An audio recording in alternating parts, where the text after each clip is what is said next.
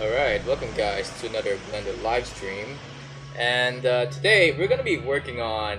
Well, actually, hold on.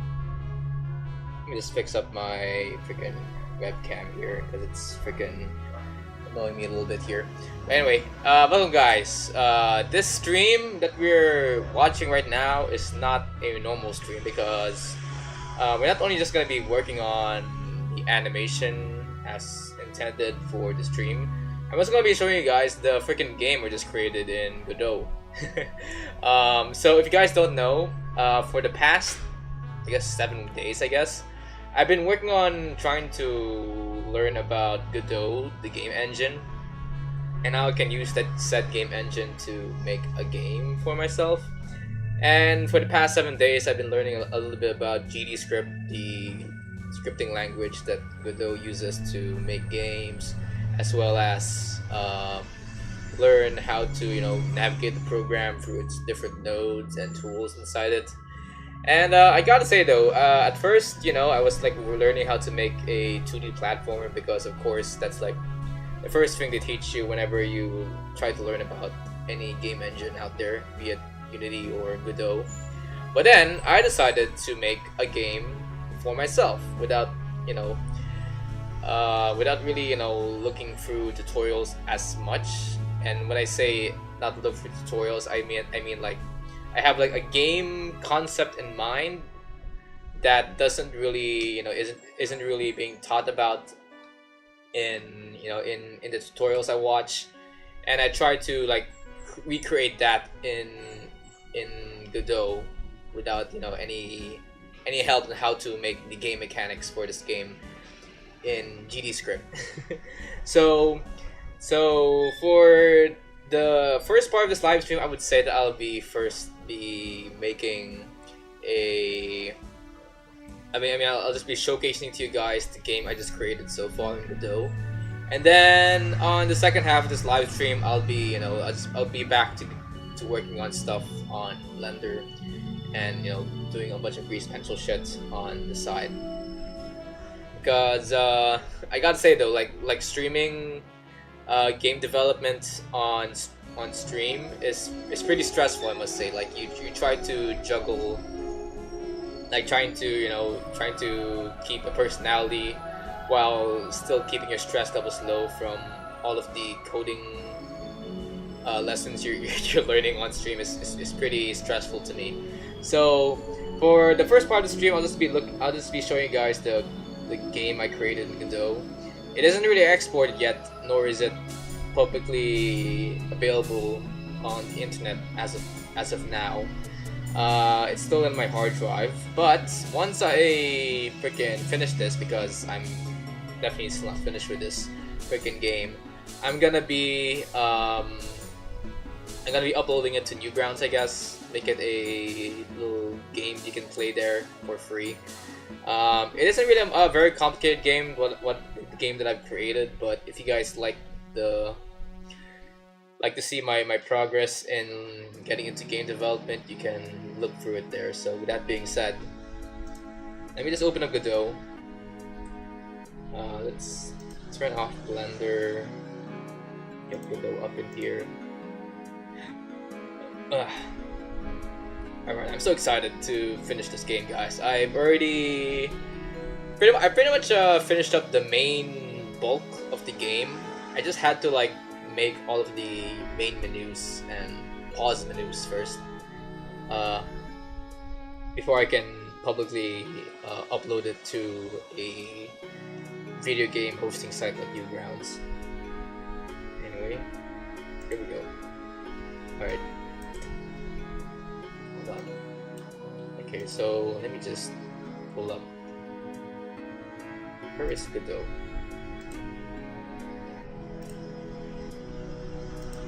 Cannot put Godot here. Hold on. Here it is. Okay. So as you can see here, this is like my freaking game manager. Well, not really the game manager, but more so, yeah, my project manager, and I pretty much have created like 4 scenes here. One is created for making The first one here is made for, how do I say this, like was made when I was trying to learn about Godot for the first time, so it's like my first platformer. And over here is where I started learning a little bit about GD script. I think it was Brackeys who taught me GD scripts as I was learning it throughout the week. Although I did learn a bit of GD script before through, I think, GD Quest. I think it was a very long time ago when I was still figuring out what game engine I should use, either Unity or GD or Godot. And GD Quest was like my first exposure to GD script. But as I was like re-reviewing how to write in GD script, it was like Brackeys who taught me about this shit. And then I made my first iteration of my game through this project here, Gas Frenzy. Now the reason why I I made a second version here is because the first version was very hard to work with. I'm talking about like codes wherein I have like nested if statements all around that just makes my freaking head get a headache and shit. Like not gonna lie, guys, while I was learning how to code my first ever game, I feel the static in my brain like electrocuting me and coursing throughout my body. Like that's how hard I was like thinking as I was like figuring out how to code my game for the first time. And I was like in the brink of just giving up on game development after this one experience. But then I made a second version. I made a second version because I was like, yo, this. Oh my god, I'm losing my voice. I'm so excited to show you guys our game, but I want to show you guys like the thought process I went through as I went through these 4 projects. Anyway, but when I went to make my second version of this game, I was like, yo, this code ain't gonna work for me. I have to like restart from scratch. I need to learn how to organize my code much better. And as I was looking through tutorials on YouTube recommended to me a video about state machines, and I don't know if I can get into what state machines are if you are not into, you know, coding or game development whatsoever. But as I've learned how to make a state machine with GD script, everything was just running much smoother for me, and my code is now much more understandable. Not as understandable as I would like it to be, but it's much more understandable than whatever I've made here in Gas Frenzy version 1. So with that being said, I want to show you guys what I've created here in Godot. Let me see. Oh, things are definitely going up. Okay. Okay, wait. Let me just quickly. Will this change the?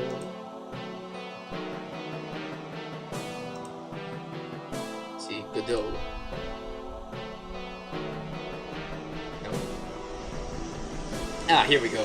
All right, so here's my game that I made in Godot. It's a 2D game. Just to let you guys know, even though I'm pretty much well known for my 3D shit in Blender. I mean, why would I make a 3D game if I already know how to make a game at all? So I made a 2D game in Blender, in Godot. I made all these assets in Krita because I think Krita has like much better, I don't know, pixel art tools to use compared to GIMP. I mean, technically you can use GIMP to make pixel art as well, but I think Krita to me was much better to use. Plus, Krita has like an animation editor that I can use to make, you know, some slight idle animations for this character I created and this car I created. So anyway, what's the goal of this game, you might ask? Well, the goal of this game is to fill up these gas stations with gas. And how you do so is by, I must let's play the game. Okay, here we go. All right, so actually, wait, can I? something showing up in my... Hope it's not. Okay. Let me quickly... There we go. Alright. So, the goal of this game, if you guys are not aware, is to fill up these freaking gas stations with gas. And as you fill them up, a bunch of these cars will come up. And they will start, you know, emptying these gas because, of course, they're cars. And your goal is to fill up these gas stations as fast as you can, while still keeping these cars satisfied. And as you know, move through these oh shit, as you fill up these red gas stations, you notice that in the top freaking left there is a point system, and every time I fill up a red gas station, it actually freaking gives me a point. And that's pretty much the summation of this game. And of course, if the car leaves, you can see that the points go down because they leave. So you lose points whenever you get a car unsatisfied and they leave your gas station. And also, notice that if I were to fill up a gas station that's green, it will actually minus a point. So the goal of this game is to fill up as much red gas stations as possible, while still I'm making sure not to fill up the green gas, because that's not how the game should work. And also keeping these cars satisfied. And I think I still need to add like a timer to this, because this is kind of inspired by a mini game I found while playing Harvest Moon. So this ain't gonna be like an endless game in a way. There's like a time limit, and your goal is to earn as much points before the time runs out. And so far, this game is looking pretty good, in my opinion. Maybe just for revisions, I could probably like maybe change stuff with the backgrounds and shit, because the background looks pretty ugly to me. And I also need to add a main menu and a pause menu. What else? And of course a timer, to make sure that everyone here it doesn't like run all the way through. So that's pretty much the how my game works. None of you guys can see it though. I think you can see it, yeah? Yeah, you can see it. But yeah, that's how my game works. Pretty cool, right? What else? Alright, so yeah, this is pretty much the game, guys. I don't expect any complicated game mechanics from me through my first days in Godot, because I'm still learning about stuff here in the game engine. I still need to know how to instantiate some enemies and characters, so I can like maybe make some kind of roguelike in the future. As of now, I'm pretty satisfied that I was able to make this one little simple game that you can maybe play on a Game Boy or something. If that still exists. Of course it doesn't exist. What am I saying? But to show you guys my code, here's how my code looks like. Oh my god, look at this. And if you go here, you can kind of see that I've made like an enum variable here. And when I first heard of enums, I came to realize that I am working with a tool or a concept in coding that's actually very, very powerful, I must say. Because without enums, I think my freaking coding, my journey to learning coding might actually stop, just because of how complicated it may get for my tiny little mind to understand how to run something as simple as a car going up and down my game and shit like that. Yeah, this thing, you see how these cars are going up and down my freaking game? This took me a while. Like, it really took me a while to figure out how to implement this into my game. It's only through enums that I was able to create a way for me to have these cars change from an idle state to a moving state without the game, you know, breaking itself and giving me bugs and shit. So so through these point states, freaking enum, I made 4 states here. One is checked, hold, wait, and wrong. Now the use of these states is to is to help me with the point system of my game. And how it works is this is my okay. So how it works is that by default, when you load up a scene, when you first open up my game, the point state will be at pointstates.hold, and under pointstates.hold, I have these variables here. Say, why do I activate point here? Placed.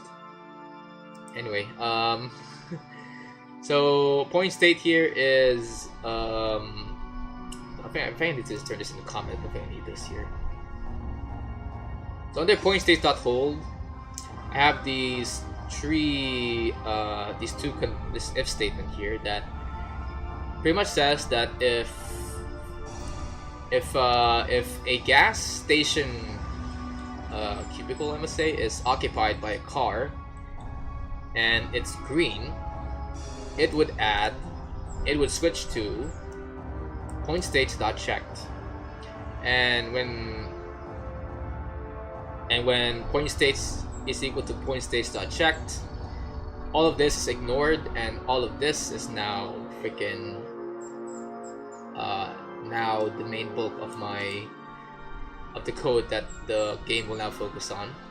So if point state equals pointstates.checked, it will add 1 point to my player character, and I made like this little print function here just to help me with debugging. And then very quickly it will go to pointstates.wait, so it will ignore all of this and go to pointstates.wait. Now under pointstates.wait, you will have now a car occupying this space. So if green equals false, if the gas is green, if it's not green, it will put me on pointstates.hold, and it will now again go back to here, ignore all of this code here, and then put us in pointstate.hold. And since it's already occupied and it's green, it will add 1 point and put me back on wait. Now if green equals true, if the gas is green, by the way, these are all variables I've pretty much defined over here, and this script is linked to my gas areas here. But if the gas is green, hold on, where is it? The gas is green. Where is it? Gas is green. It will then try to analyze if the position identifier is equal to the position of my main character. Now, over here, I have taken a variable from another script under helibird_2, and I think it's pretty much this. Yeah, this one here. And this one is taking this variable here, heli position. Now every time I move every time I press my left and arrow keys, it actually adds and subtracts. It subtracts and adds a 1 to this variable, respectively. As you can see here, if I press left, it will -1 to it, and if it's equal to 1, it will stay at 1. And if I press right, it will add 1 to my freaking variable here. And if it's equal to 5, it will stay at 5 because I don't want this to move any more than 5. And let's pretty much just move around this freaking place here. Now the position identifier is an export variable that I've created over here that I think is can be changed depending on that can be changed either way. Let me just save this window. Okay. Now the reason why I made a position identifier is just to indicate to the script what is the what's the gas, what's the position of the gas in relation to the main character here. Now if the character is in front of the gas, which is pretty much what's saying here, the position identifier equals halibut to the position. What this is pretty much saying is that if I am in front of the gas station, it will now move on to another if statement, which is if input dot is action just press equals space, aka if I press space while being in front of the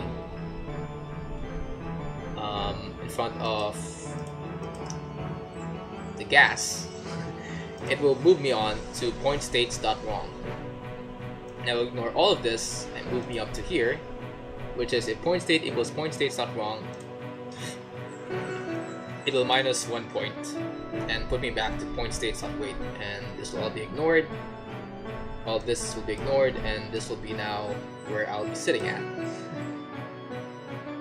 And I think that's pretty much how my freaking code works. What else? Now the reason why I've created this little if statement here is because if this is not created, it will put me in point states dot wrong,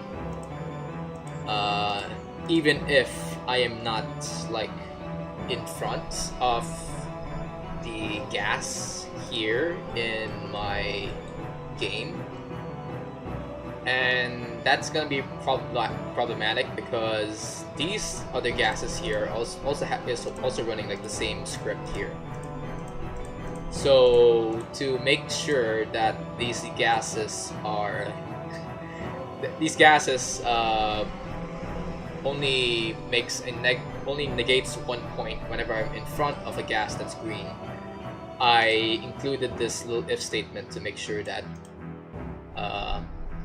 nothing is like detected as to make sure that it only subtracts 1 point and not like 5 points. I don't know. It's like really hard to explain this code without confusing myself.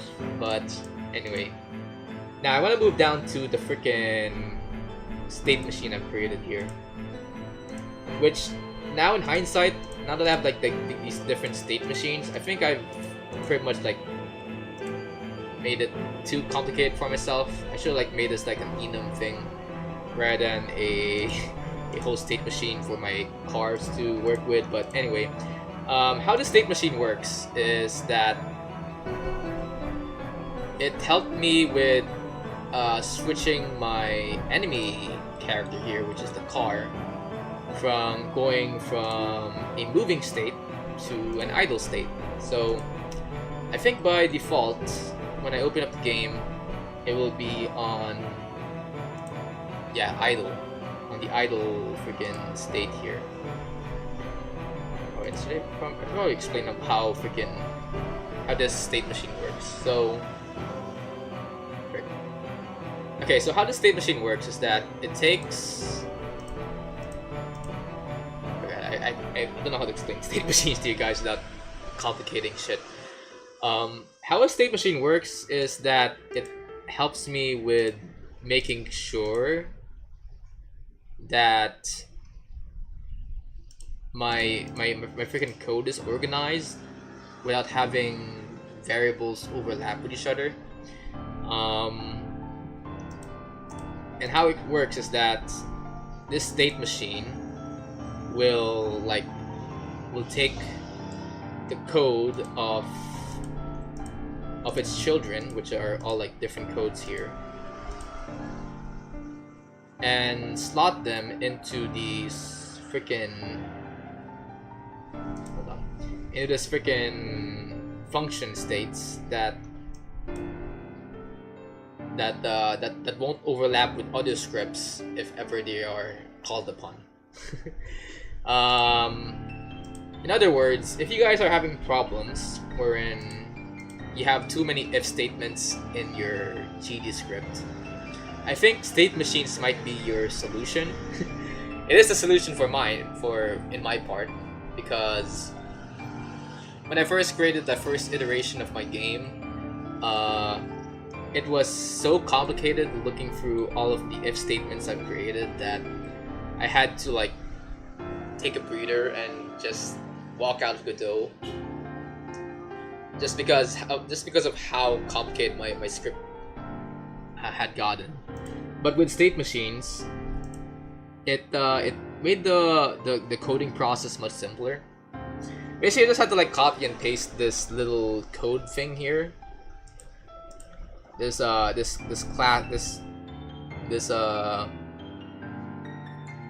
class of code here, as well as another freaking this other code here,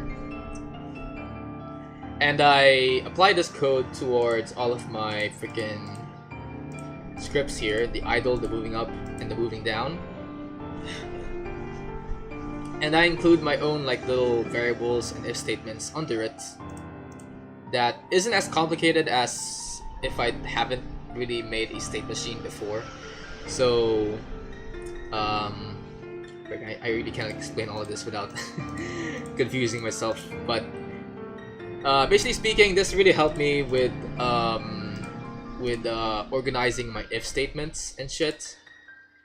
Because if it weren't for state machines, you would be looking at a freaking lines of code that I can barely like comprehend or understand. And also, what's this here? Yeah, and I guess that's pretty much how I freaking organize my code is through state machines. Now, the only problem I have with state machines is that it does kind of bloat your project with multiple scripts and shit.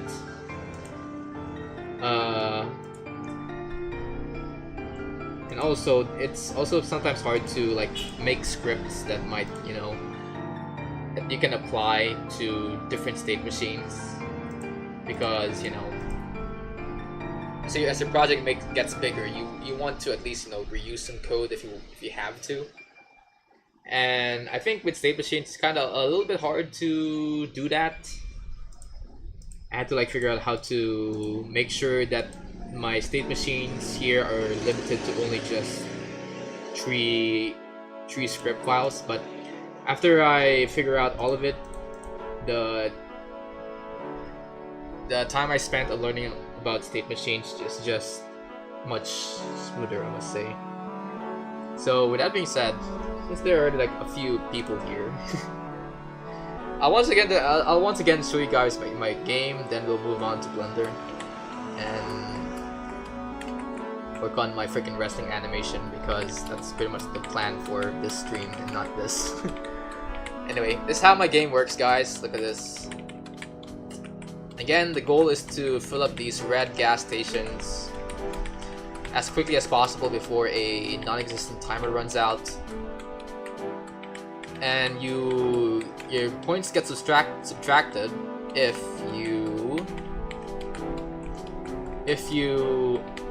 get a car to leave the gas station, or you fill up a green gas station.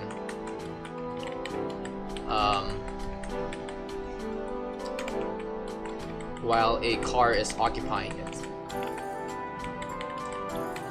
And I just had to like fix a few more things with this game, like adding a pause menu, a main menu, and a timer.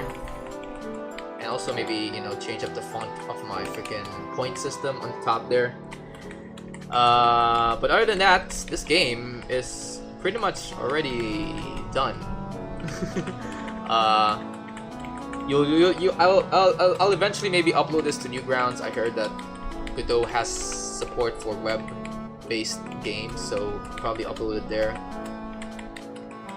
And as for my next project in Godot, I'm thinking of maybe doing either a top-down space shooter, a Pong game, or a 3D pinball machine. I don't know.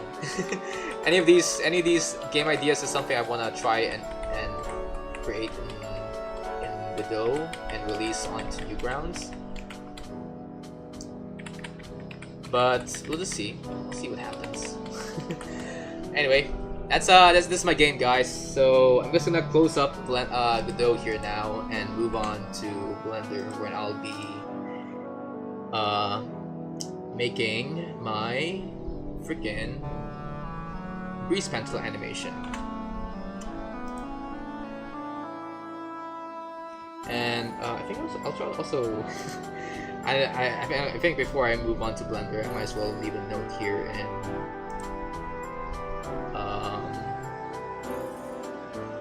in the chat. Godot. I'll show off my Godot game in the first 30 minutes of my stream. Then I will move on to making Blender animations. There you go. Okay, then I'll just pin this. Okay. Anyway, the VOD will be saved in case you guys want to see my first game in action. And I think you can also rewind this game if you want to. But for now, I'll move on to freaking Blender, and we can now start freaking finishing up this resting animation I freaking planned out for the stream. Alright. Okay, now back to Blender. Let's move all the game development aside because I don't want to think about it too much, or else my freaking brain might get fried. But as for Blender, on the Blender side of things, I am making a freaking 2.5D animation here, starring two wrestlers. Now, I think I've already showed you guys the animation I did on my last stream. Basically, it's just this guy moving to here. Oh, wait. You just change up the end time here. Okay. So I made this on our last stream in Blender, wherein we sort of just rigged and animated this character going up the top rope and doing like a moonsault or a backflip. What do you call this? Like, is it a moonsault? A backwards moonsault? Oh wait, shit! I noticed you guys can see Blender right now. Okay, there we go. Okay, so this is what we made so far in Blender. We have rigged and animated this character to move towards the top rope here and do a backwards moonsault towards this guy. And now we're gonna be tracing his movements with grease pencil, coloring it, and exporting the project as an MKV file so that we can turn it into an animation in the future. So that's gonna be the goal for I guess the next coming streams. I think like this the last action-oriented scene for this project. Then after which we'll have maybe some comedy bits between these two wrestlers backstage, and then I'll publish this onto YouTube at some point. So with that being said, let's just jump into it, shall we? So I'm just gonna hide some of these stuff here. Hide the cowboy. Hide the referee. And hide the wrestler. Okay, there we go. And I'm gonna change the frame rate back, the end time here to 120. Because freaking Godot, I'm gonna split the scene into like two different parts. One with the camera angle like this, and maybe another camera angle like facing this way.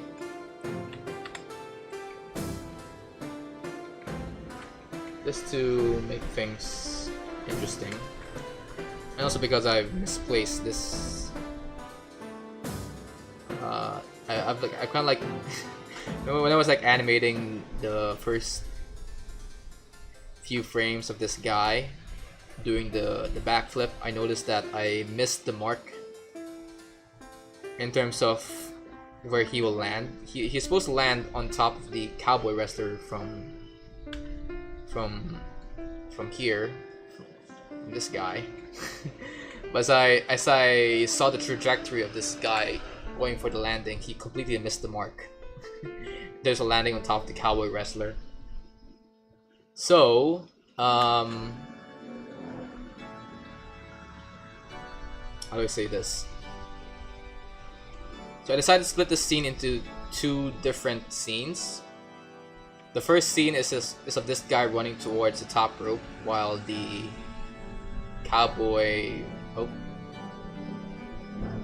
lag.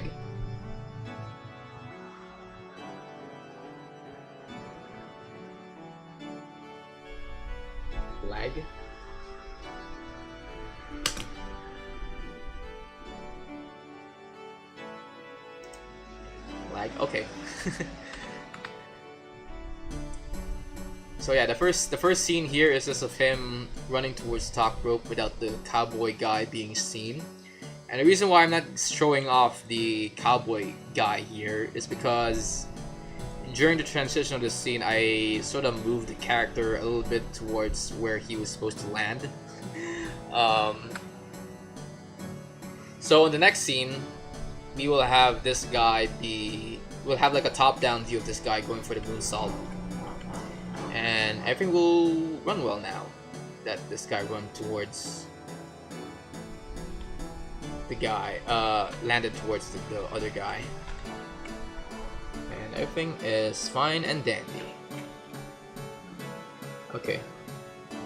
So, yeah, that's pretty much it. That's pretty much the goal of this stream.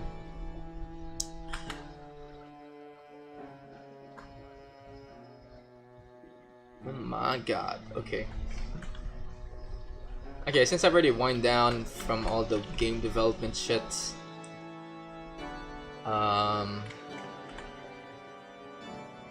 can probably start chatting now about very simple shit.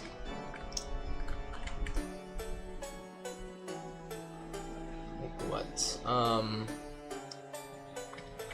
I gotta say though, I never expected myself to get into game development, considering that I've only played like a bunch of DS games and GBA games in the past, and is unaware of the modern gaming landscape right now.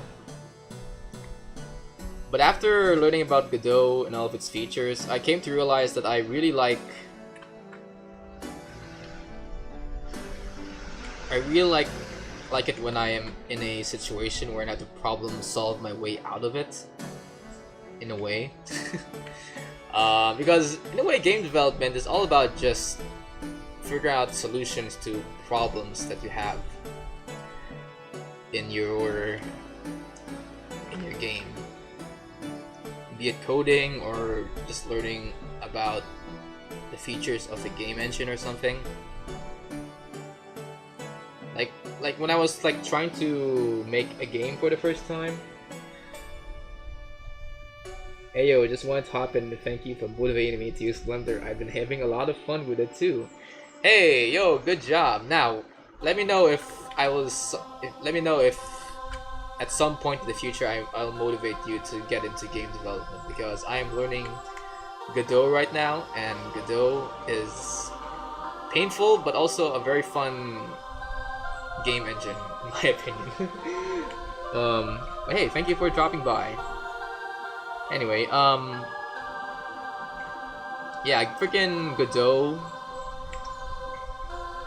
Like every time I open up Godot, it always feels like I am put into a puzzle game where it's my job to figure out how to implement this game mechanic, or how do I create this point system without it breaking and all, you know? It's pretty how do I say this?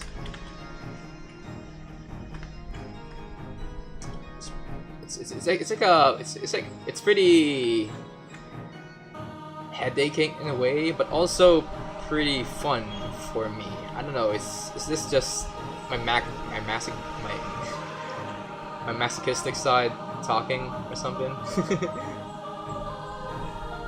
Like game development is painful, not gonna lie. Like just learning how to code games is just a pain in the ass in itself, but as soon as you finally get your game to actually work, you have like this sense of relief, like, yo, I can't believe I did that, you know?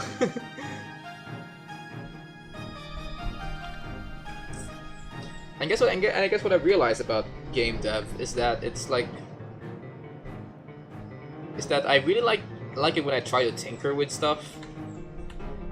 It's pretty made apparent when I you know, it became apparent for me when I first learned Blender, but now after learning about game engines like Godot, I am like, yo, this is also fun. It's also fun. Even though I'm not really familiar with the gaming landscape right now, I kind of have fun trying to recreate all of the GBA games I have played before. Like, for example, the game I just created and showcased to you guys is actually based on a Harvest Moon minigame I played in Friends of Mineral Town.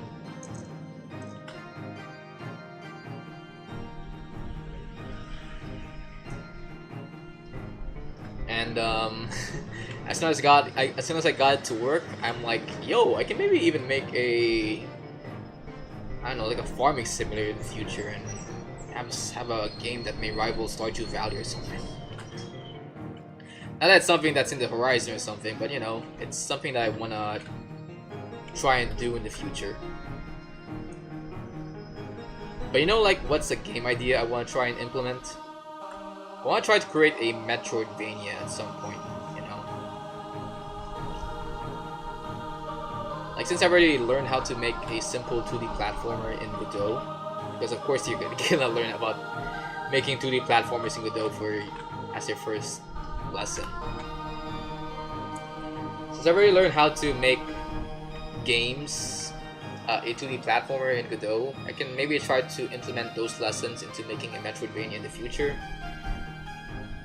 Gaming landscape is pretty terrible nowadays, so it's a good thing you're unfamiliar with it, lol. Yeah, I'm not really familiar. I see my classmates playing like stuff like League of Legends or this mobile repo of it, like Mobile Legends Bang Bang. But when I when I first played it, because of course I had to try it because my friends are playing it, I wasn't really liking the experience of playing a MOBA because it already has like an established fan base of experienced players that knows the right buttons to press whenever you're in a specific lane, and you know, every time you like lose a match because just because of, you know, some more experienced players in the game, you're like, ah shit, this made my day much more terrible, or something like that. Which is why I'm not really, I don't play modern games right now, or at least the modern popular games you might be more familiar with, like like your MOBA games or your first-person shooter games.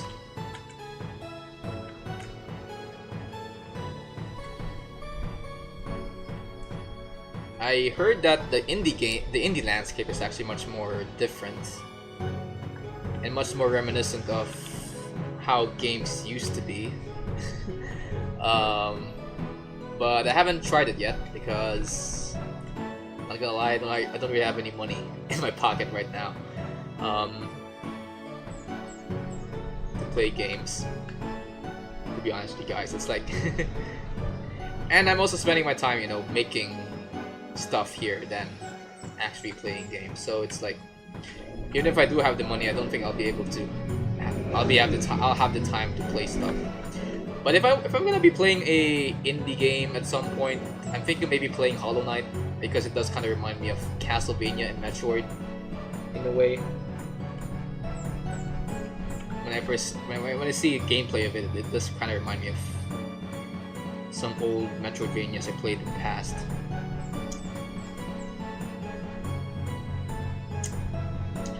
But yeah, let's back to game dev, I guess.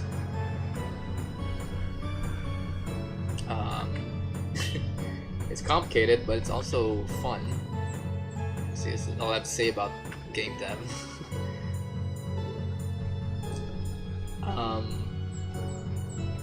I'll probably try to make a 3D game in the future. And by 3D, I mean maybe like make a 3D pinball machine or something. Because I've seen some people try to make those in Godot, and by the looks of it, it doesn't really look that complicated to make. So I'll probably make that in the future, just to get my hands on the 3D tools of Godot.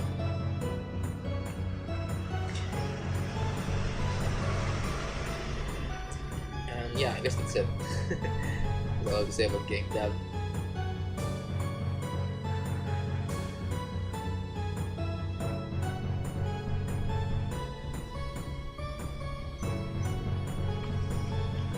I did try to get into Unity once, but,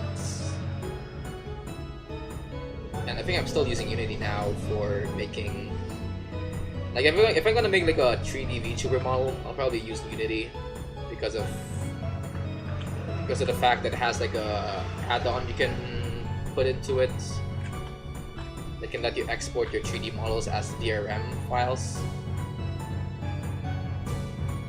But if ever Godot supports the making of VR models in the future, I'll probably ditch Unity altogether.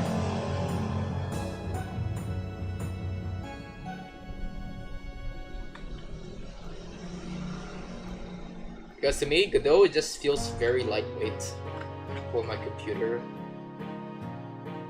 I can use it without ever feeling like I'm slowly breaking my computer in a way. And not the most powerful computers, by the way. I'm using a laptop here to do everything from making the game I just showcased you guys, to making this animations on the internet. Like, all this is being made using a laptop right now. So, what's this? Main issue is that most games now are profit maxed with microtransactions or some gacha mechanics. But indie games are awesome. I've been playing a lot of Dead Cells recently. Hey! Yeah, I also want to try to play Dead Cells because I heard it's like a combination of a Metroidvania and a roguelike. And I tried to get I tried to download that once. Not through Steam, surprisingly enough, but through... do you guys know Netflix games? So, if you guys are unaware, Netflix sort of like launched this gaming feature in their freaking website, wherein if you have like a Netflix, if you have the Netflix mobile app and you have the Netflix account, you get like free access to these games that you can play on your phone that would otherwise be paid in the Google Play Store. And one of these games was Dead Cells. Now I tried to download Dead Cells on my phone, of all things, because you know I already have like a Netflix subscription, so might as well try to make the most out of it. I tried to download Dead Cells on my phone, but for some reason I couldn't run it on my Android phone. Either because maybe my phone isn't as powerful enough to run Dead Cells, or maybe there's something wrong with the way Netflix runs its games. But other than that, it's like yeah, I haven't played Dead Cells yet, but I do want to play it at some point.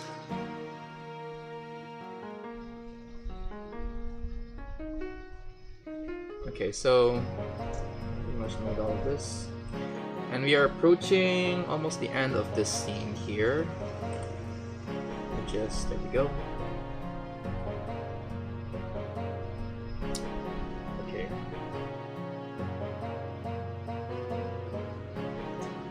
Alright, let me just quickly make.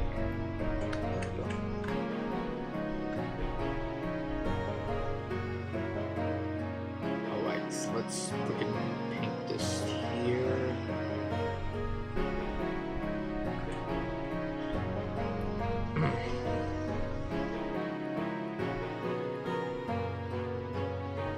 Okay. So many things I want to try to make once I learn more about Godot.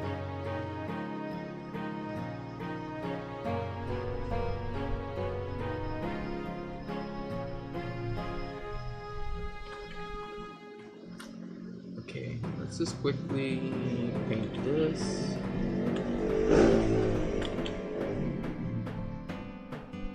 Paint this. I'm trying to remember what I've tried to. I'm trying to remember what I've discussed before I went on a rant about Dead Cells and Netflix games, but I seem to have forgotten about it. God.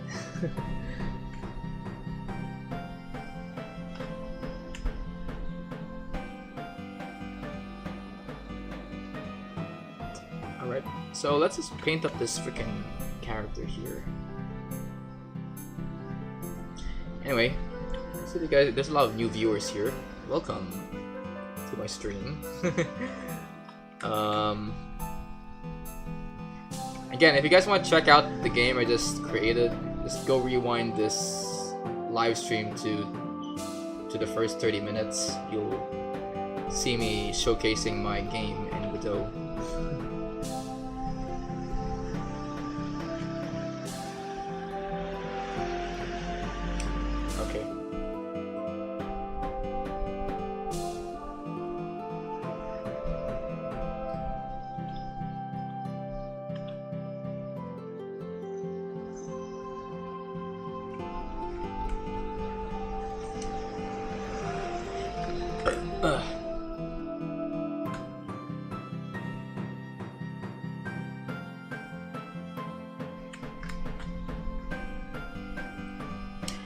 Now, as for gripes I have with Godot as a game engine, I don't think I really have any gripes with it. It's just that as of now, the way I code in Godot requires me to make like multiple text files in order to get one simple enemy character to run. But other than that, I don't really have any gripes with freaking Godot because this is technically the first game engine I've used to actually make games. Technically, again, I've used Unity before, but it's only for making 3D VTuber models and shit.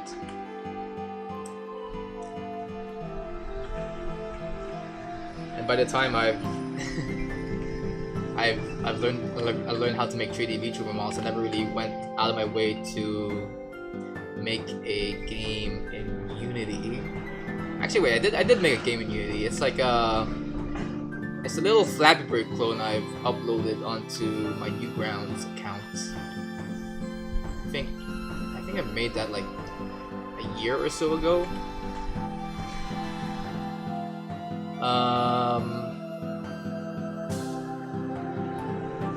I remember just not like just being confused with how Unity works as a game engine. But I don't think it's the fault of the program. I've heard positive things about Unity. It's just that back when I was learning how to do game development in Unity, which was like 1 or 2 years ago, I didn't really know how to code at all. I mean, I did know how to. I do know like the basic shit, like if statements and functions and all that.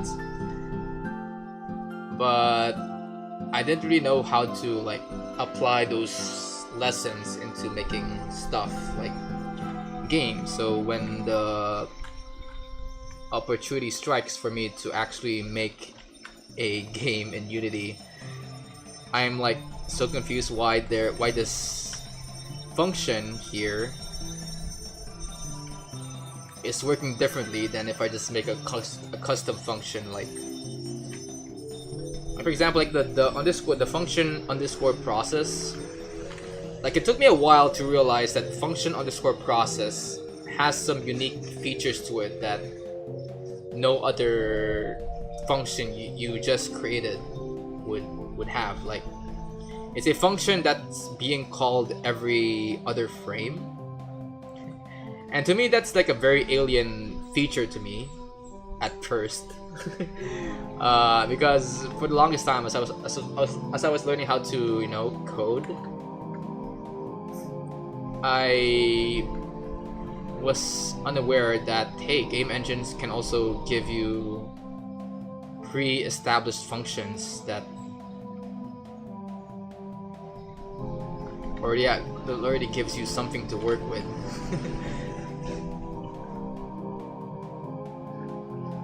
Rather than just like give you like nothing at all right out of the box.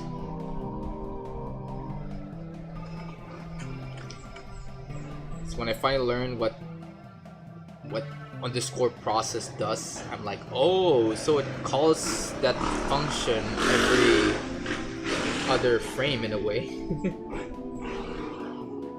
Would say that diving headfirst into 3D platformers? And so I definitely want to make one after getting comfortable with Blender, or is immediately doing 3D a bad idea? Well, I haven't really touched on the 3D functionalities of Godot yet, but I think I suggest you maybe try to learn about, well, I'm assuming that you already know how to code, right? But as I've seen the tutorials on making 3D games, I think it's not that hard, I'd say. But here's the thing about making 3D games, as I've looked into it online. Your first 3D game would most likely be so freaking ugly because I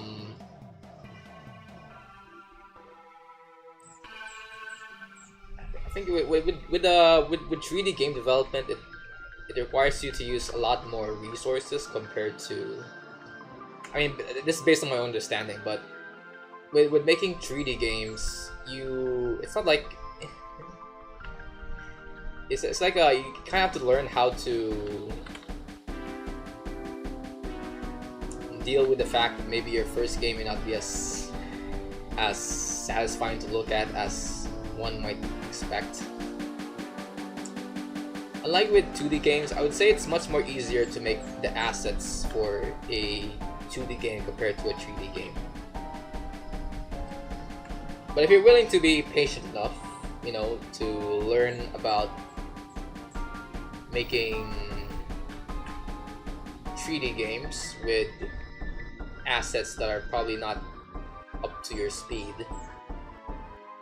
then sure, go ahead. You can go to doing 3D game development or making 3D platformers in a way.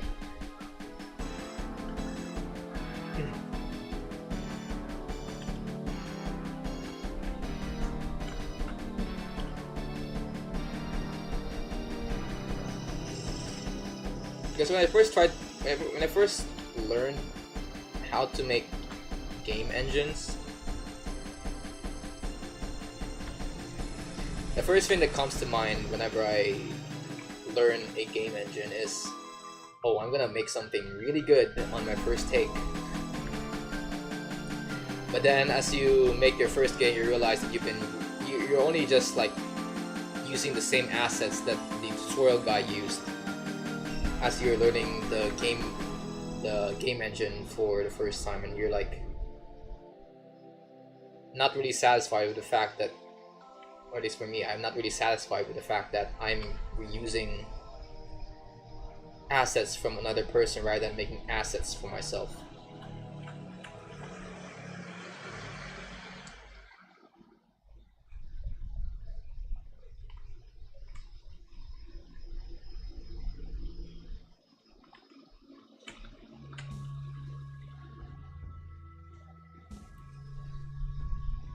So when I wanted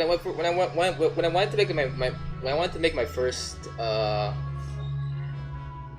game in Godot, I wanted something like very quick and easy to make, and also a game wherein I'm able to make the assets of it as quickly as possible. And to me, the only game genre that could give me those conditions is a 2D game, really.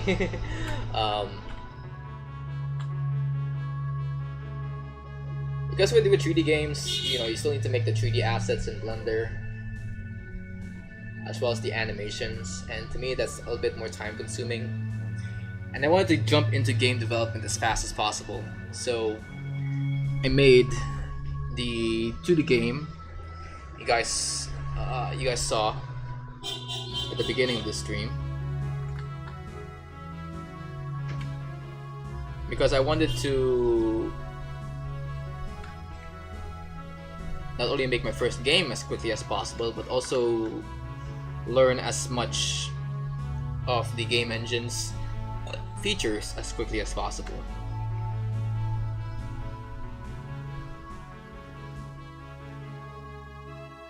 And 2D games are just that, I guess, is that entrance for me, in a way.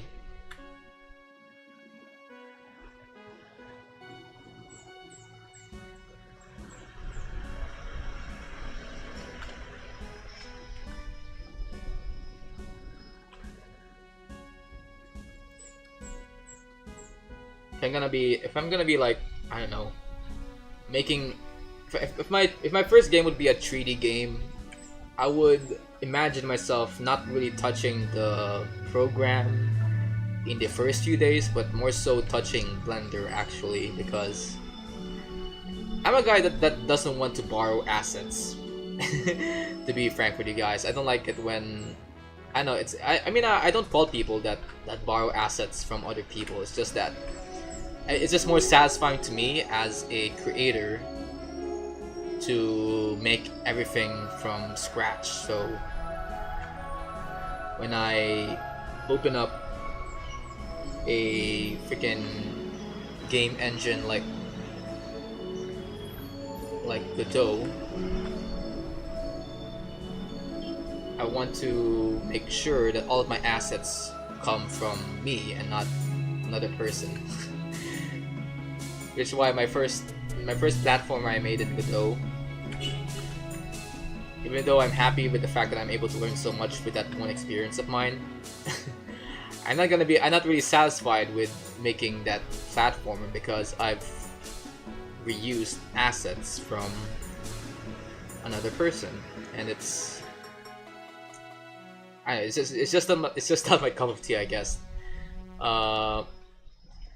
Having to reuse sprite sheets from a sprite artist or something.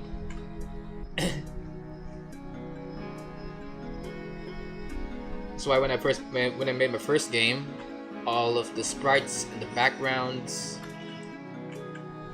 are from my own making in Godot. And I guess that's why I don't really use. I didn't make a 3D game yet. I guess I know it will take a lot of time.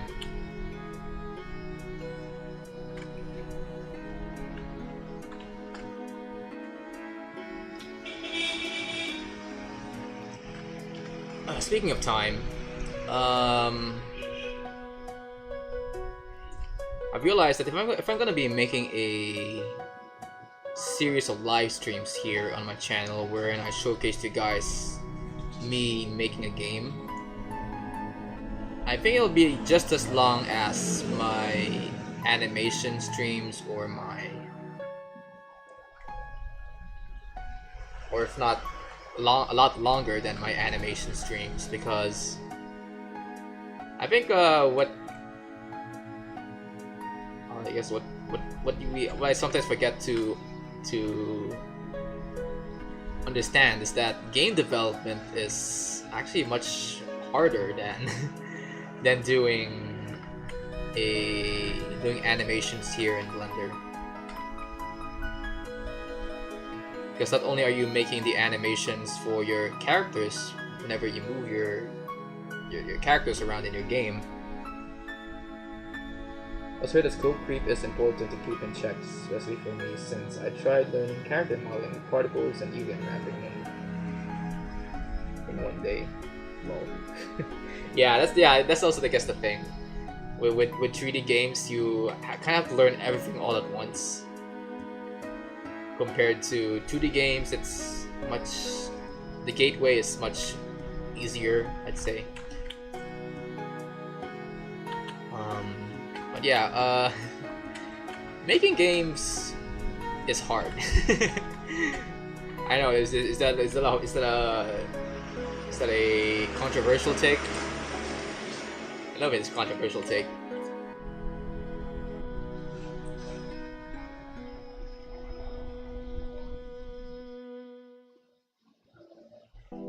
Like, games are a big undertaking to accomplish depending on how big you want your game to be.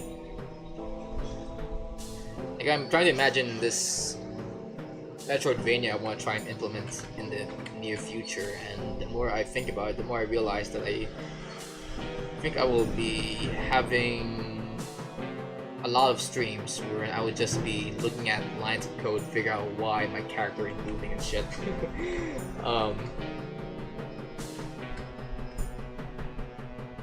So that's why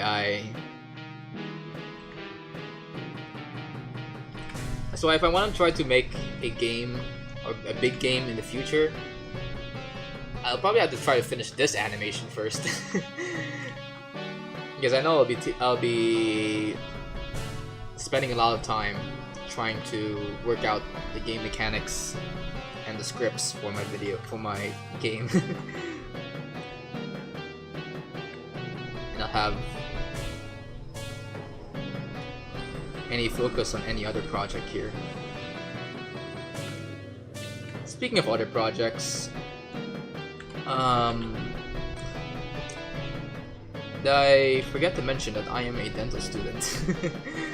So I don't really know how much, because right now I'm already like in my summer vacation from my college, so I have a lot of free time to work on big projects like this. But if ever school starts again, I don't know if I'll ever have time to work on shit like games and animations on this channel. I know it's pretty sad news, but you know, I kind of want to try and complete my course.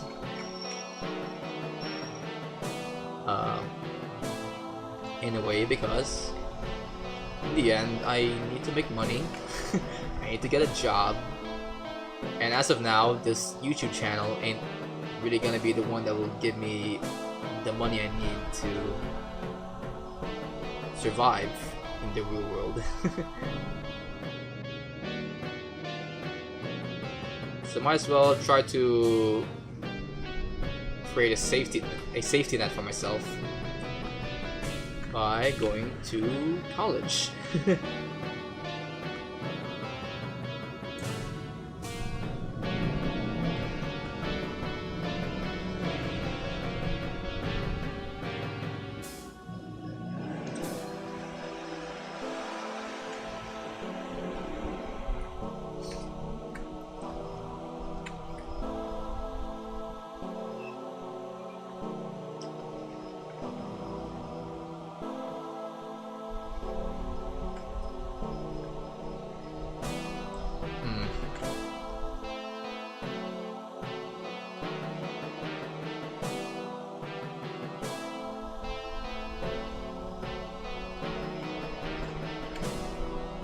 Alright, speaking of college, I'm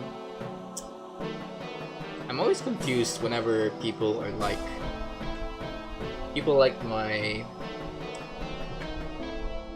my parents are like, hey Morgan, you either take this course or you shit, I'm gonna have to go through personal shit here.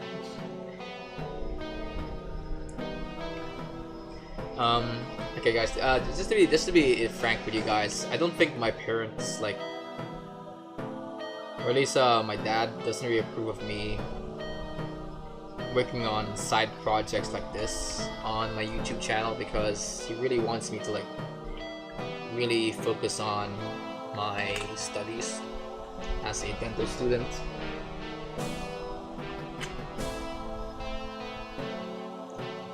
And how do I say this? And whenever, you know, he figures out that I'm working on a project here on my YouTube channel,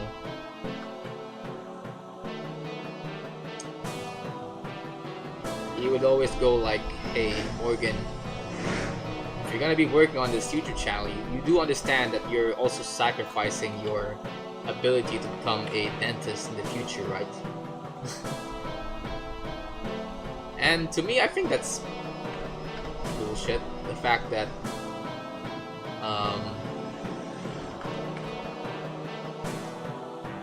just because I'm spending some time here on my YouTube channel, I'm not focusing my time on other stuff like my college. I'm getting good grades anyways. I'm like in some of my classes I'm in the top of my freaking payroll in terms of grades. Like when I was taking like my biostatistics class in my course, I was like ranked number 5 in my prelim exams. not only in my class, but also throughout all other classes that are taking biostatistics at the time. And I'm like, yo, I can still focus on my studies while also learning a thing or two on the side here on my YouTube channel.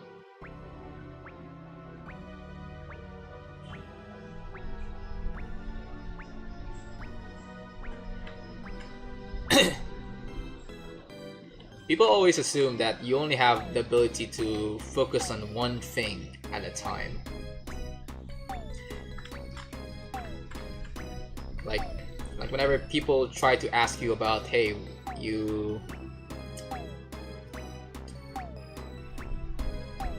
when you're picking a course in college, you either do this or you do this. And to that I say, why not I just do both? Why does it always have to be that whenever I try to choose what I should learn at a specific time, I cannot just learn two things at once?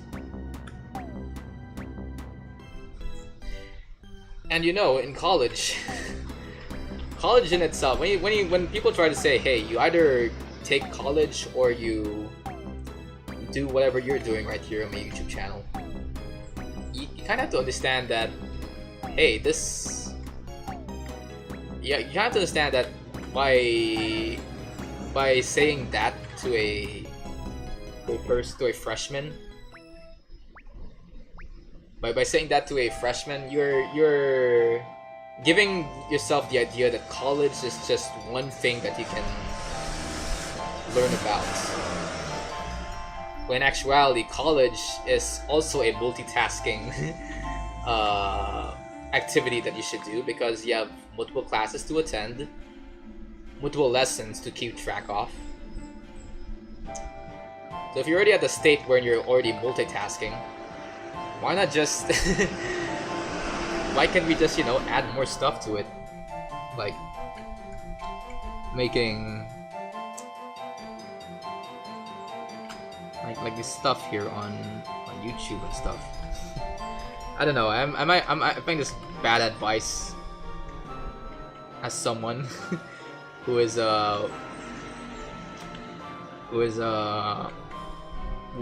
unaware of most people's situations. But I find myself to be a very good multitasker in a way.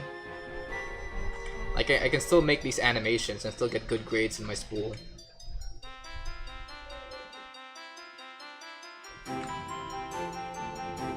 Especially, oh my god, if I ever have to do like a presentation for my college, I am gonna be the one not only to lead my group, but to also do all of the work in a way, because I like doing presentations in college. You guys like doing presentations in college, like those PowerPoint presentations? I know some people are not into it, but I'm so into it in a way, you know? Because it's like an opportunity for me to show off my presentation skills that I've built up here on YouTube. Like if I'm doing a presentation, I would not only make the slides, but also try to make some renders in Blender, make some cute little animations in Blender, and you know, just do all those shit. It's really fun to do a presentation in college. Studying non-stop makes you burn out anyways. Everyone should at least be able to have some hobbies. Yeah, that's true, man. I guess that's what I'm trying to say. It only gets bad if your hobbies gets in the way of what you're supposed to do at the present moment. Like, you know, like for example, if you have hobbies that that results in you getting bad grades, that's a no-no. But if your hobbies aren't affecting you that much, then you don't need to worry about multitasking throughout your day as a college student. You can have your cake and eat it too.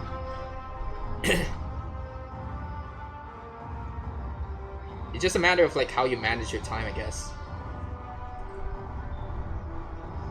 If you can manage your time, go right ahead. You can go freaking make a, let's say this. You go ahead and do other stuff if you have a free spot in your schedule. You'd have a presentation about heavy metal a few months ago. I didn't let my classmates work on it at all, so I made like a guitar in Blender and worked on it for like 3 hours a day. And I did all just for just a B lol. But it's a B that's worth it, because you know that it's a B that you earn, not a B that you got from just sitting back as you let your classmates do all the work.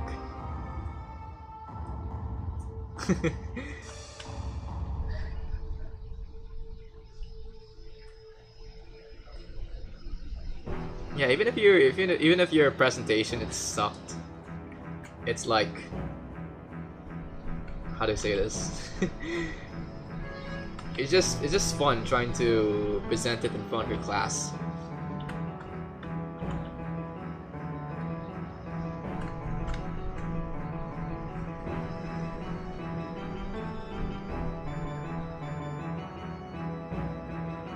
What was I talking about again? I was talking about... Alright, I was talking about time management. We don't have the time to, you know, do all the stuff you want to do. It's best to maybe, you know, focus on what you're supposed to do, like study and stuff. But if you have free time, go right ahead. Go and do the stuff you like. Just be sure to manage your time wisely.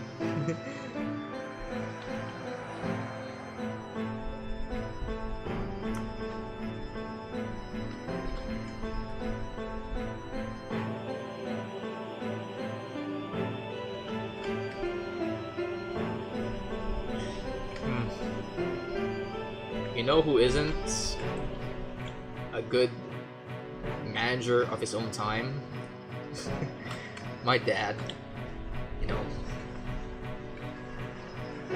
as someone who tells me to manage my time wisely, I don't think my dad is really the one that really manages his time very wisely. Am I gonna go through my daddy issues here on stream? I think I'm gonna go through my daddy issues here on stream. You know, there's this one time wherein I was once you know, I was once the ideal person that my dad wants me to be, you know. I was attending school and I wasn't really paying that much attention to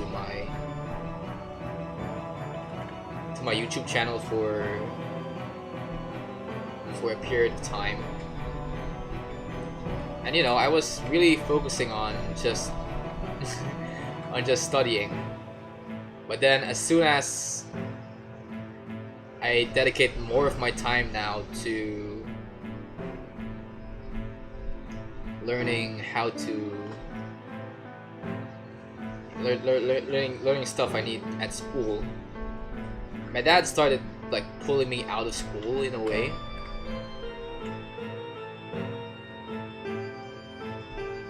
Step 1 of time management, screw with social media.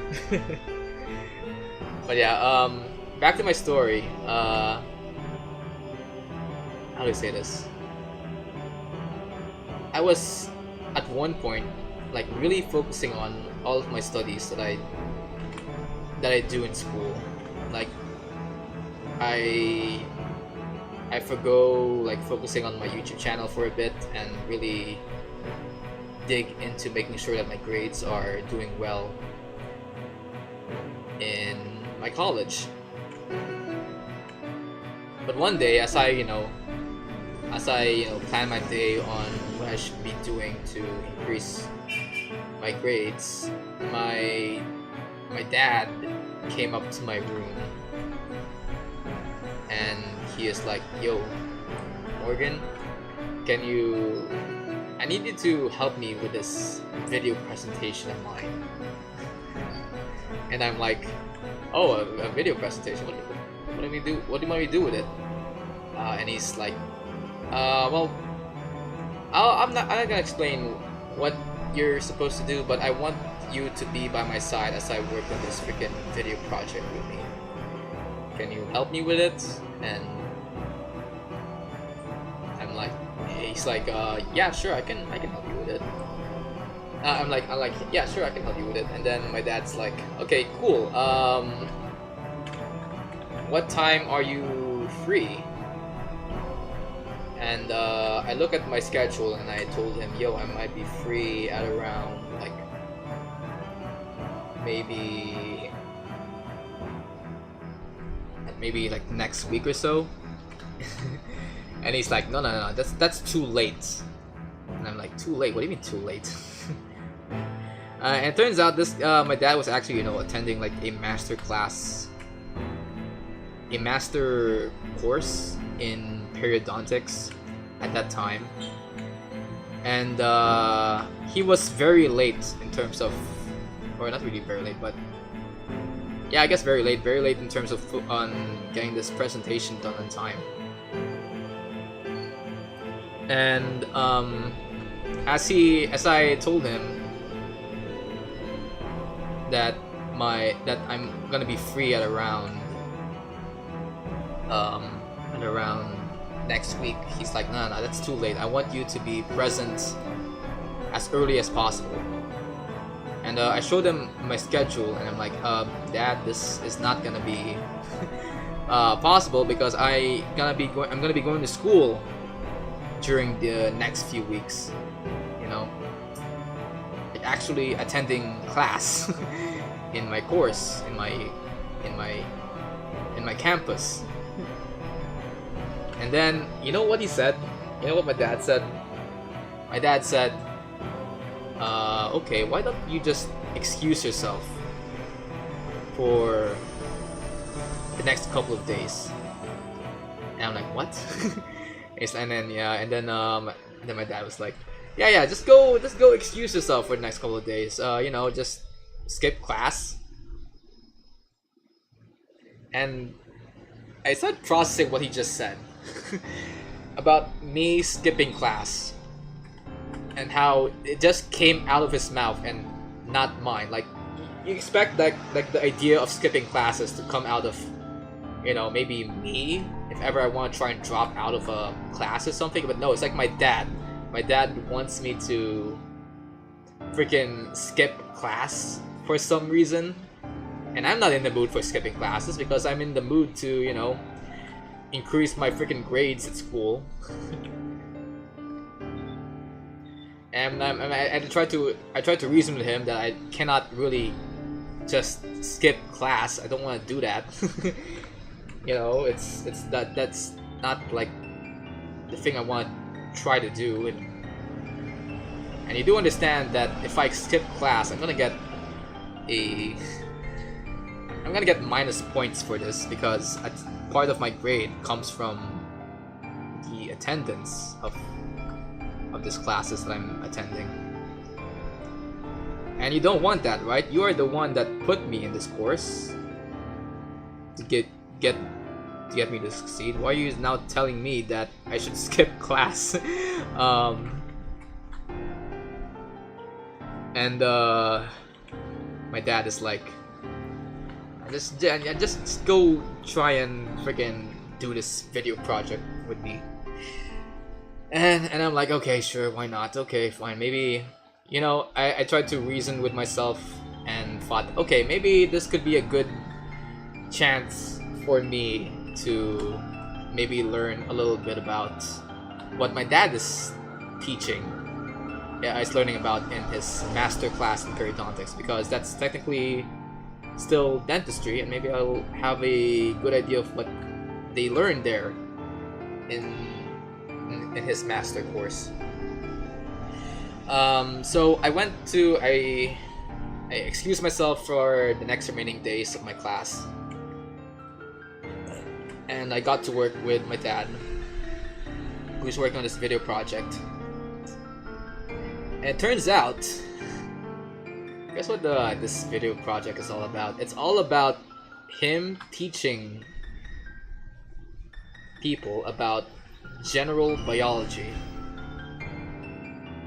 Like, I'm not talking about like biology where he talks about the different structures of the teeth or any oral pathologies or something, or anything complicated like that. I'm talking about like just things that even like a grade school student would understand, like photosynthesis and how our body breaks down food into ATP. You know, all those things like the Krebs cycle, the freaking, what's it called, like glycolysis, and the what's it called, the other one, any of those like basic cell biology stuff.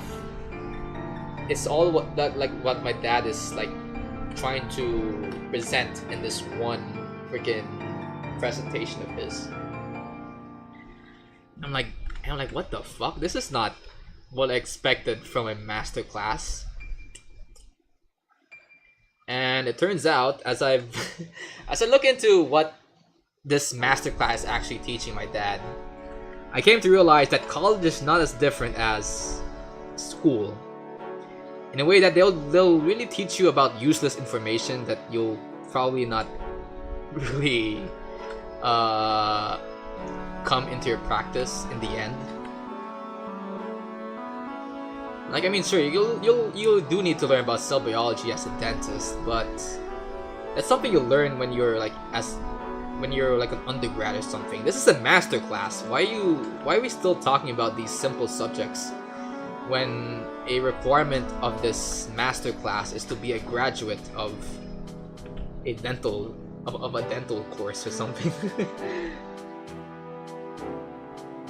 Is there a slide about the oh yeah, there's definitely a slide about the mitochondria being the powerhouse of the cell. Oh my god, it's so infuriating, the fact that even up to the most complex of master courses in college, they still teach you about how the mitochondria is the powerhouse of the cell. Oh my god. It's... And you know the worst part about it? I didn't even work on the video project with him technically. All I did was just watch him try and make the video by himself, and I didn't even have any decision as to what or how this freaking presentation should be handled. And it's like it's so, I guess, infuriating, the fact that I'm not learning anything new. I'm not doing anything. I was expecting to be all hands-on with this, but it turns out I'm just wasting my time watching my dad try and get this video presentation up and running.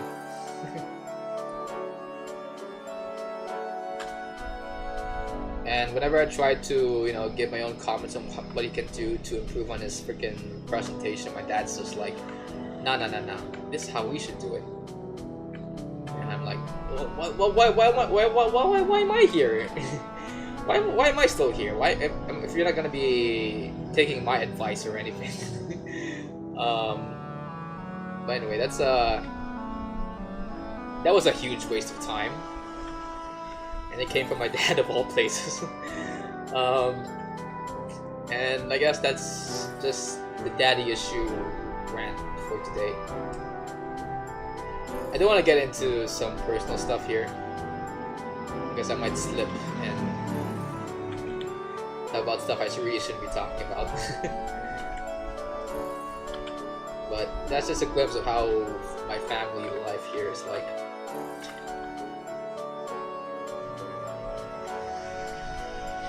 Oh, my dad's not a bad person, he's just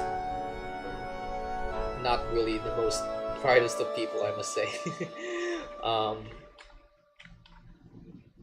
Yeah, that's all I could say.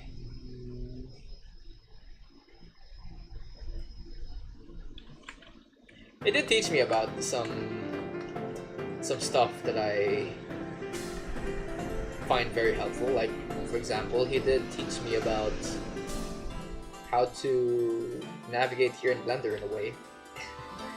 Even though he doesn't know how to use the program itself, like my dad doesn't know how to use Blender. He is the person that did introduce me to the program because he heard that it was going to be a dental CAD software in the near future, and it did, but not as, but didn't really become like an industry standard. But I took all those lessons I have from my time learning Blender and made it into content here on my YouTube channel.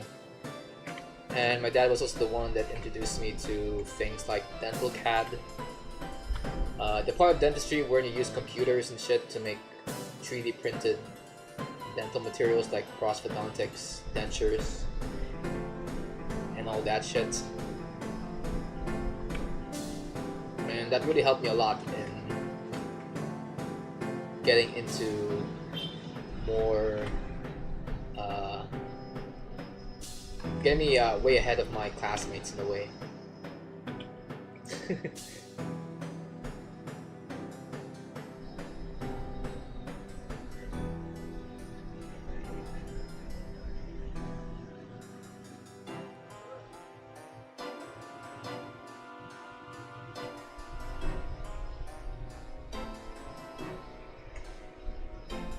This stream is giving me an itch to learn about more Blender. I'm going to learn about modeling low poly characters. Have a good stream and day, bro.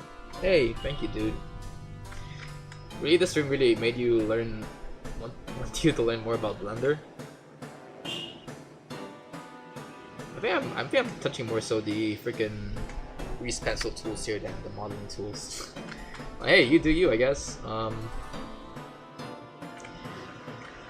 Alright. Wow, we have a lot of people here. Why do we have a lot of people here?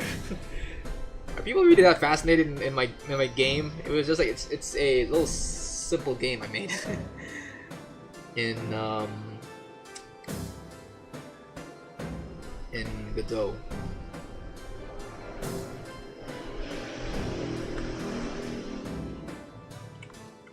Anyway, if you I guess since we're here, and maybe if some of you are into game development, I guess I have some suggestions to you.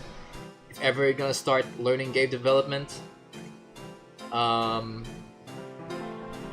guys, learn about state machines. If you're ever gonna learn about how to code in freaking Godot, learn about state machines, because one thing they don't talk to you about when first starting out as a game developer is that you're gonna be making a lot of if statements that will confuse the shit out of you. So to mitigate that problem, just learn state machines.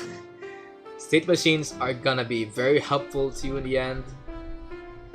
Granted, it is kind of confusing at first to learn about state machines, but as soon as you get the ball running on your first ever state machine, you're gonna be glad I introduced you guys about state machines.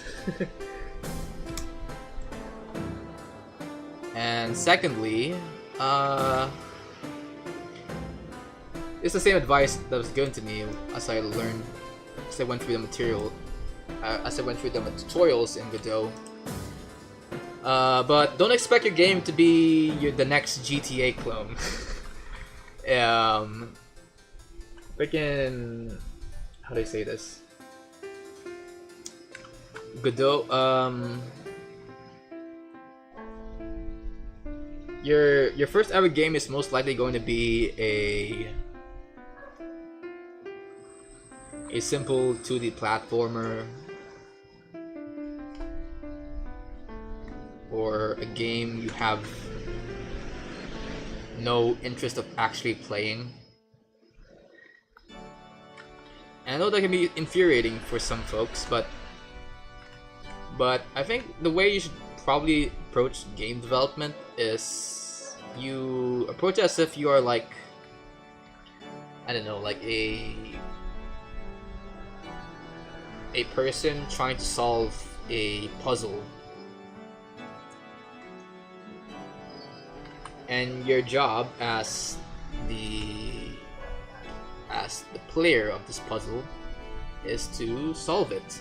And the way you gain satisfaction from game development is not by making your dream game at first. It's at first by trying to learn about how to implement game mechanics like a point system or an enemy AI system. If you make your achievements more so the idea of learning rather than in making a game that you have in your head, you'll be much more satisfied with the way you kinda approach games in a way, game development in a way. Because you're not gonna be making your dream game in the first few hours on learning a game engine. You're gonna be making some very simple games, and you need to be okay with that in a way. This brings me to my next tip. You need to be really patient when learning about game development.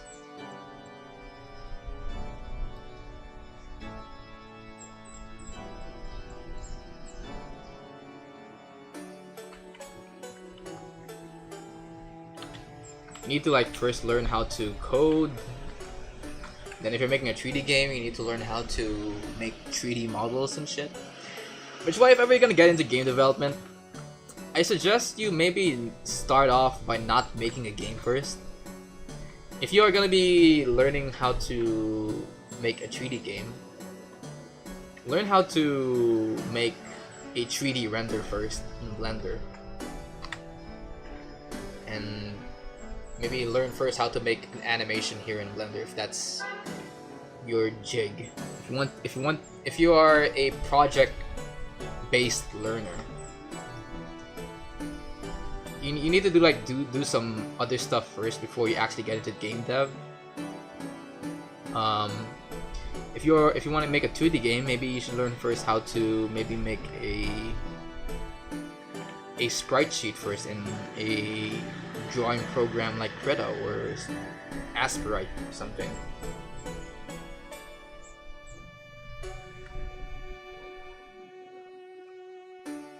Because if you want the full customization, if you want your game to stand out from the rest, you may want to have full control over the assets that you bring into your game. So first learn these minimal skills before you get into game dev in a way.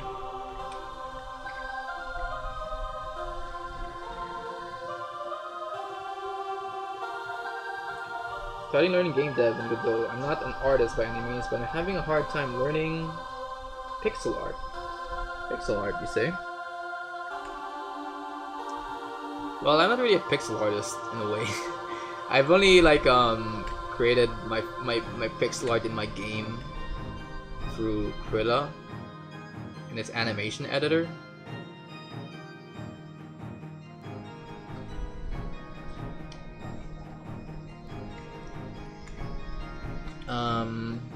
So I can't really give you an idea on how to improve on your pixel art skills.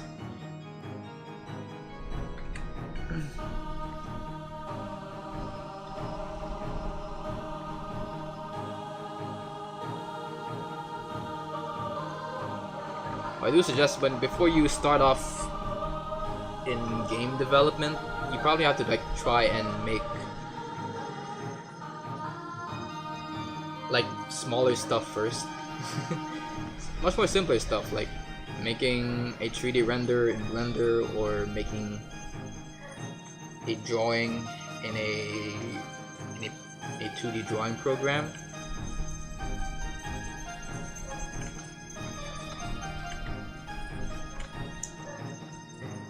And if you're really up to speed, you can try to move on to making animations here in Blender.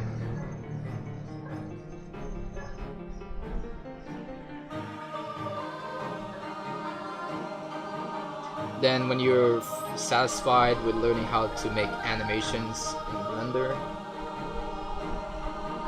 it's not the time yet to go to game development. Try to make a website first.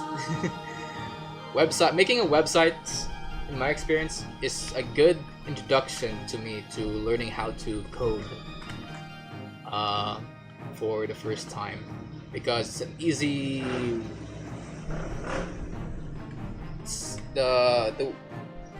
Making a website is pretty easy through HTML, CSS, and JavaScript. And the things you learn while making a website is very transferable to making your code in C# or GD script, as if you're using Godot.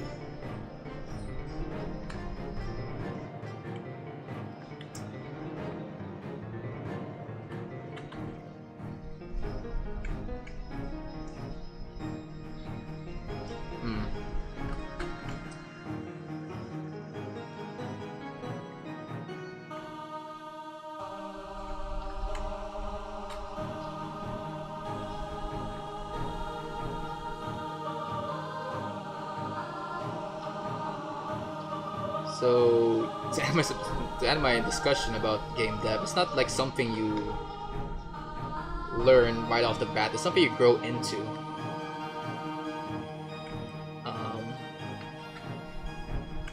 Because I didn't start off my game dev journey by learning about what's it called? By learning about games at the start. I started off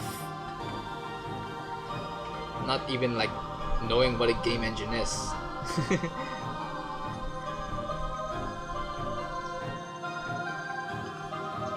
Because to be honest with you guys, I think my game dev journey started when I first opened up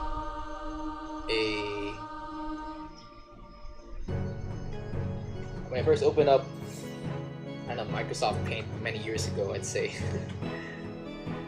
I wasn't there to make games, I was just there to make a simple stickman animation in Microsoft Paint. Not knowing that by learning about the intricacies of Microsoft Paint, kinda get an idea of how other 2D drawing programs work, like Godot or GIMP. And now I use GIMP as my tool to make the pixel art for my game, in a way.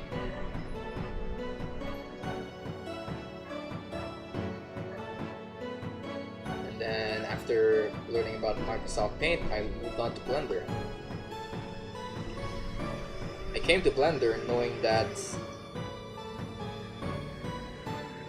I'm gonna be making it to make animations, not games with it. But now in hindsight, as I learned Godot, I realized that Blender in a way will help me in the future to make 3D game assets in a way. If I ever want to make a 3D game. And plus, as I was learning Blender, I learned about Python through its Python API. And through learning about Python, I learned that the lessons that I've learned while learning about the Python API is very transferable to learning about GDScript and Godot. So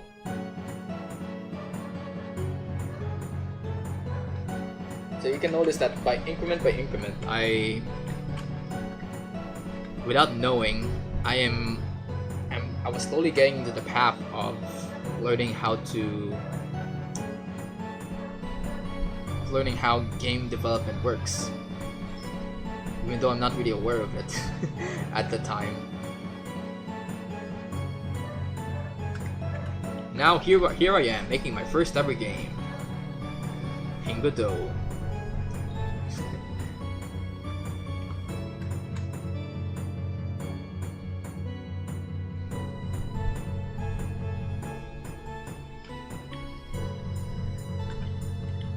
Okay. Let's finish up this wrestling scene here.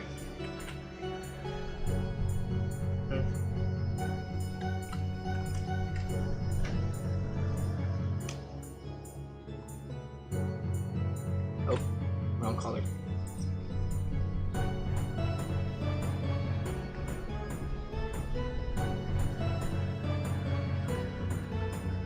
Okay, let's put this around like so.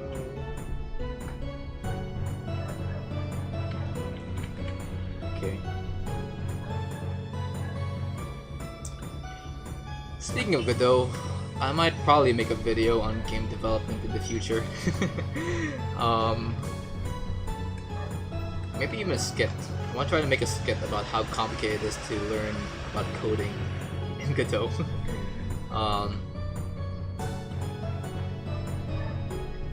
Or any of you guys also like came from my streams wherein I showcased you my making of a website in Visual Studio Code? Because if so, we might have a freaking video idea for you guys in the near future. Freaking game development. I don't know if if the web dev community is synonymous with the game dev community, because you know you're pretty much both coders in a way. But if you like me making websites, I hope you also like me making games, because I don't know if I'll ever try and do more gaming, more web dev stuff in the near future.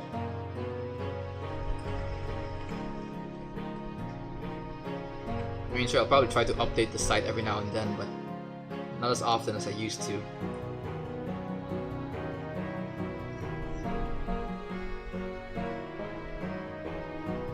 Because with my website, I think it's pretty much complete in a way. The vanilla log website's already complete in my opinion. Maybe just like change a few things and all. But I know that if I change those few little things, I don't think I'll really be as satisfied as trying to make a game in Godot.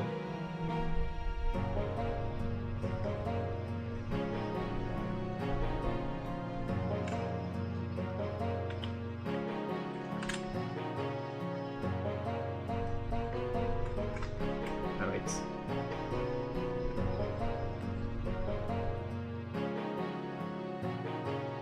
And I ranted about game development for the longest time here. Let's talk about other shit here. Like...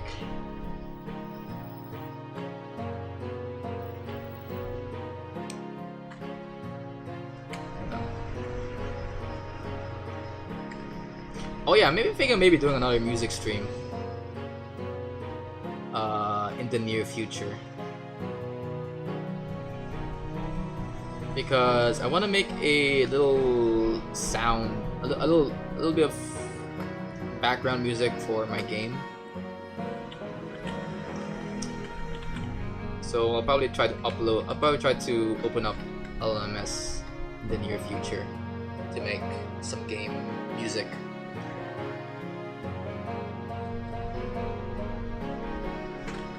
So yeah, I'm really I'm really, in terms of everything that's gonna be produced in this game, is all gonna be made by me, from the music to the assets to the code. It's gonna be all made by me. Let's go.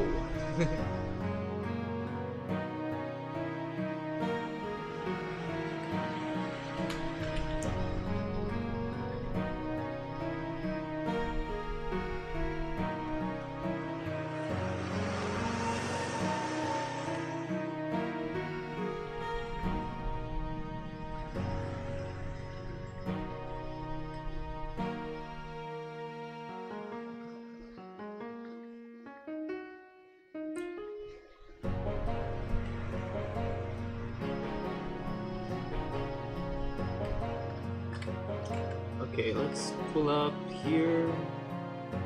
Go. Okay.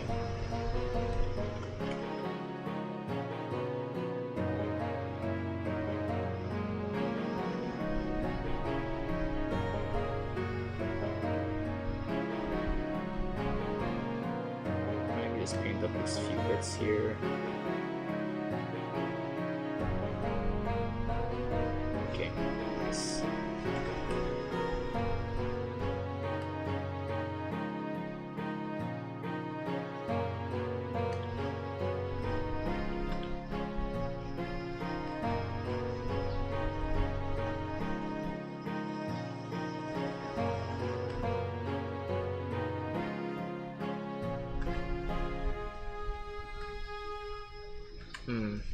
Okay.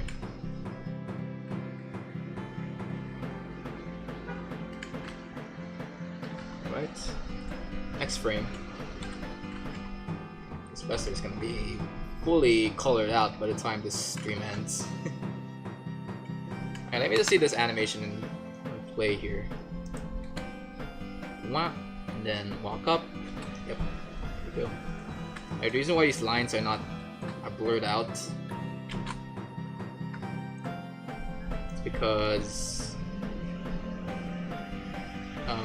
it's because this is gonna overlap with the ring over here, so I had to like erase some of them, those lines. Okay, let's do this.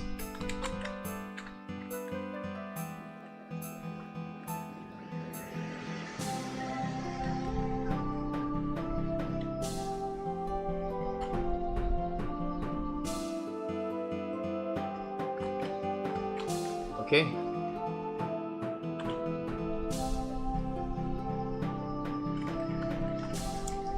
You know, speaking of games, I recently got a comment from my Road to El Dorado fan animation, wherein someone commented to me that my style reminds them of this game series called Hylix. And I was like, at first I ignored the comment thinking that, oh, that's this is a little bit of a fun comment someone left on my comment section, because I do get a ton of people that like to joke around in my comment section. But then I questioned myself, wait, what the frick is Hylix? What's Hylix free that this guy's saying? So I looked into it online, and it turns out Hylix Free is this weird RPG released at around the same time that Undertale was released. And I couldn't really make out the story of this one RPG, but the thing that really stuck to me the most about this one RPG is the fact that this game looks like a freaking, you know, like that screen painting that you guys sometimes see in some French museum or something. Just think if someone took that style and turned it into an entire freaking game. That's what you get when you delve into the Hylix RPG game franchise. And I mentioned this franchise, and that horned main character I see whenever I see previews of this game. So it kind of reminds me of me in a way, and that really made me understand why this guy is saying that made me realize why this guy is saying that my style reminds them of Hylix Free. Which isn't a game that's out, by the way, but they did say it's like a game that's gonna come out in the near future. And I thought that this game series doesn't have a big community to it, but as I delved deeper into it, I realized that there's really a big fan base around this one game. It really made me think about other game franchises I still haven't came to my radar yet. Are there some games out there that you guys want to recommend that maybe I don't really know about at all? Because as soon as I've delved into the Hylix rabbit hole, I only wanted to learn more about it. It kind of like fits with my freaking, I know, with my manifesto and how I create the styles of my characters. I want them weird looking, different, and unique enough from each other. And the Hylix game franchise just really speaks to that sort of style that I always go for with my characters and stuff.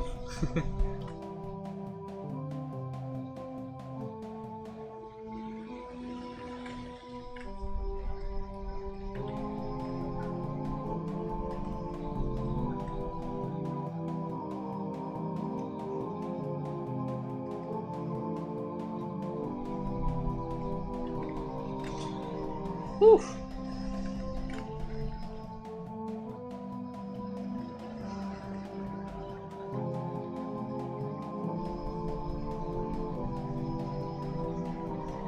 Alright, let's paint this up over here.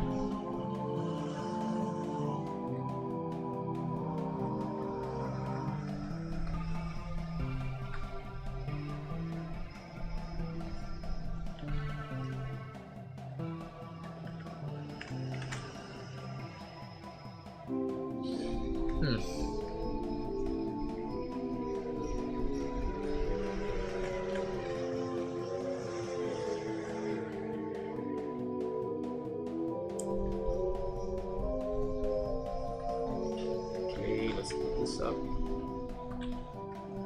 That.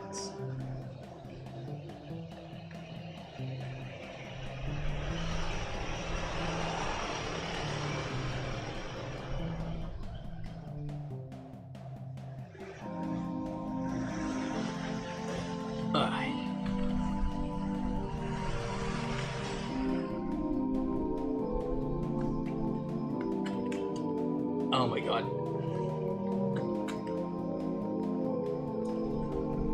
I feel a little bit of some acidity from my stomach right now. I've recently been like monitoring my food intake for the past few days right now, and I realized that I've been eating too much meat in my diet. I know meat is not a bad thing to eat, but when you eat too much of it, it does kind of become too unhealthy for your body, especially if you're eating meat that's filled with oils and stuff. So for the past few days, I've been trying to make some healthy sandwiches for myself. I started going out and buying some lettuce, some tomatoes, some cucumbers, some carrots. I would always chop them up and put them into a sandwich with some bread, bacon, and ham. And for the majority of my past few days, I've been eating nothing but BLTs for the past couple of days. You know, if ever you guys don't know how to cook, you can just like make a sandwich, and it's pretty appetizing to me. And if you want to try to make your sandwich game much better, I suggest you try to toast up your sandwich,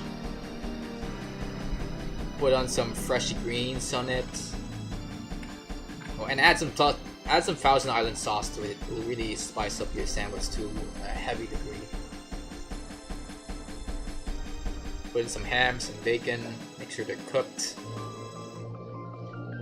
You get a pretty healthy sandwich, I would say.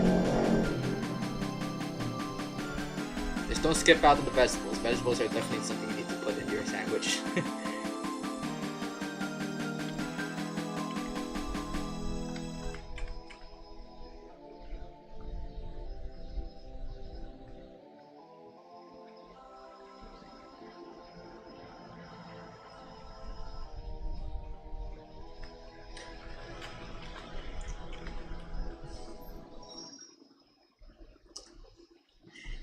speaking of sandwiches, when I tried to go grocery shopping in my market, I had a hard time like communicating with the vendors. So if you guys don't know, I live in a country called the Philippines, and in the Philippines they speak, they usually understand English, but their main native tongue here is Filipino. So or Tagalog.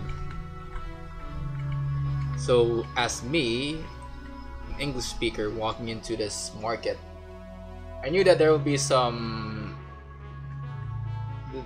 language barriers I have to deal with when I'm speaking with these vendors. And at one point I stumbled across one vendor who was selling a bunch of these lettuce, and I'm like, ooh, lettuce, I want some of those lettuce. So I went up to the vendor and I said, hey, can I have one of these, please? The vendor was like, yeah, sure, okay. So he walks up to the lettuce. He got one lettuce, put it into a plastic bag, then got another lettuce and put it into the plastic bag, and then another, and then another, and then another. And I'm like, whoa, slow down, man, what are you doing? And then before I knew it, he was like putting it into a scale, a weighing scale, and he told me 1 kilo, 160 pesos. And it turns out there was like a little bit of a miscommunication issue there, wherein I thought that I'm getting one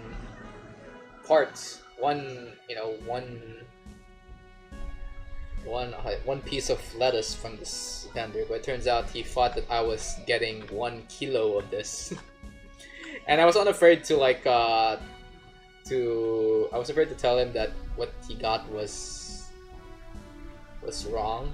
So I just took the 1 kilo of lettuce from his hands, and right now in my fridge I have this box of lettuce just sitting and occupying most of the space in my freaking fridge.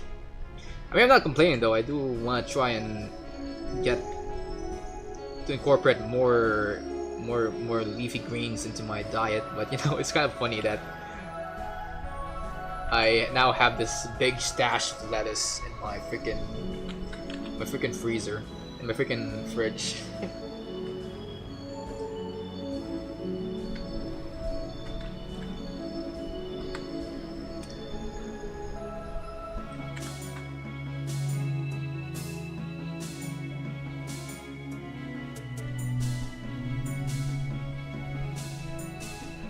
Alright, let me just paint all of this up.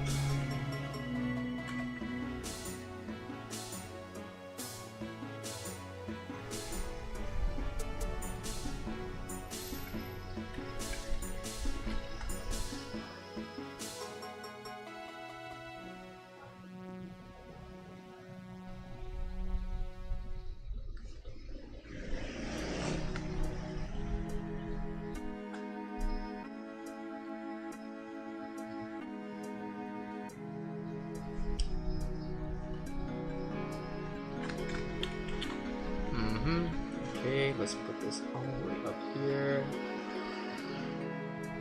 Get more of this blues. Alright.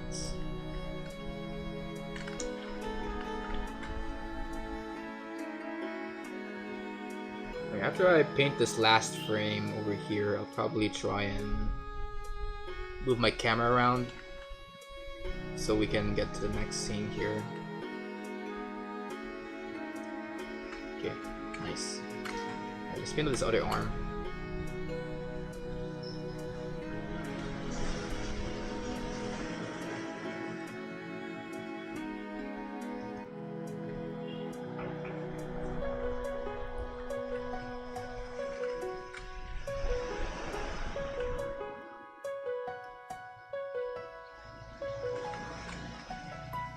Okay.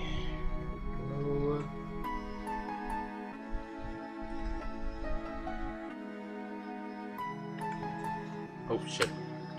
Actually missed input there.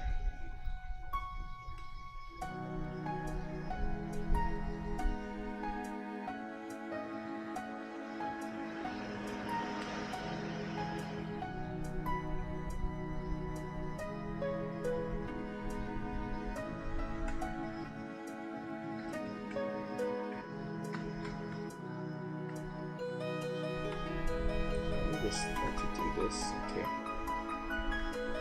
Let's paint up this.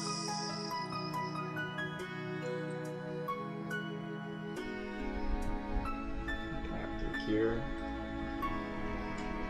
Okay.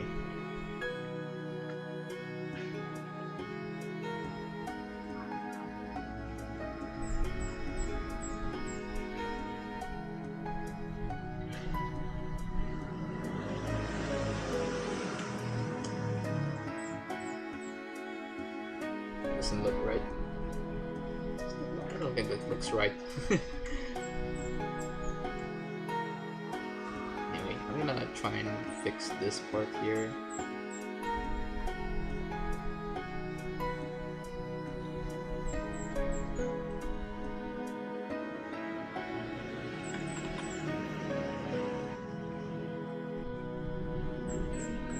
Oh my god, I'm very bad at perspective here.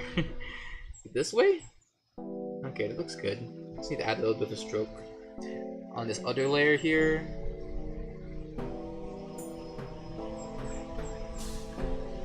Okay, there we go.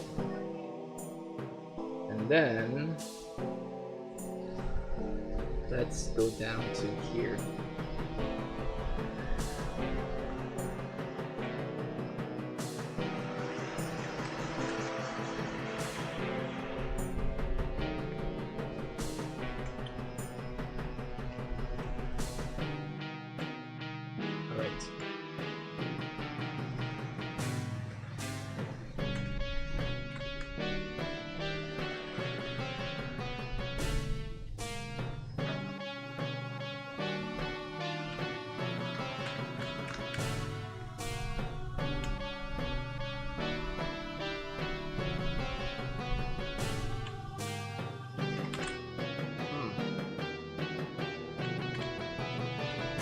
Okay, let's see.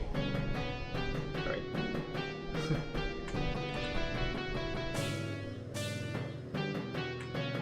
You know, moving this timeline up and down kind of reminds me of those old Gorillaz music videos.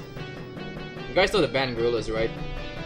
Well, whenever I watch like their old Gorillaz music videos from their first album, they usually have like animations that play like back and forth like this, like they repeat frames again and again.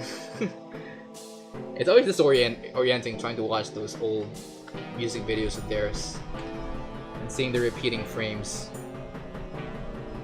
It kind of grew on me as time went on.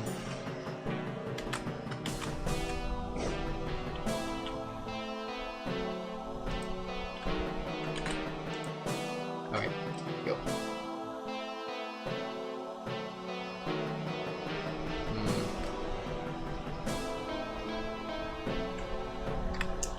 Okay. Let's draw the next pair of hands here. Oh. Okay, wait. This isn't the same. Okay.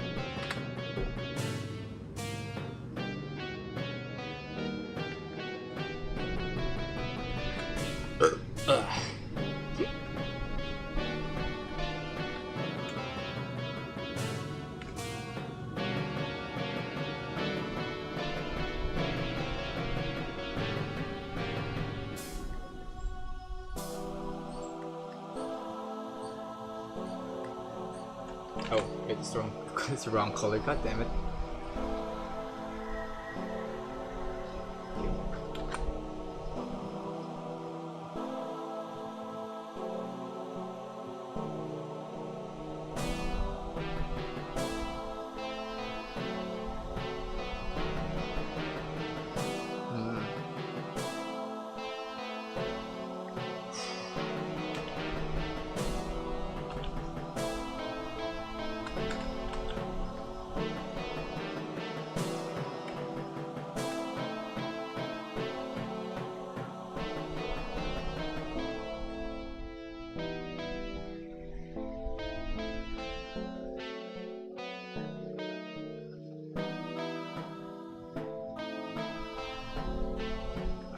paint up this hand.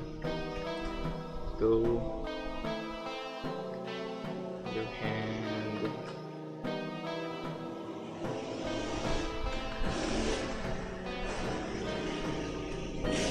Blue. Blue. Wait, erase that. Overlap there.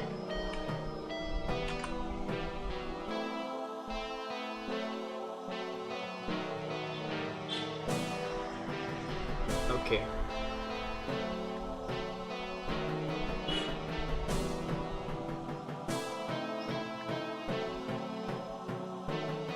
Okay, there we go.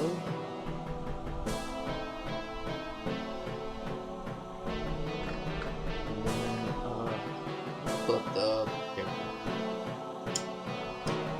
I need to make sure that I don't color this part here.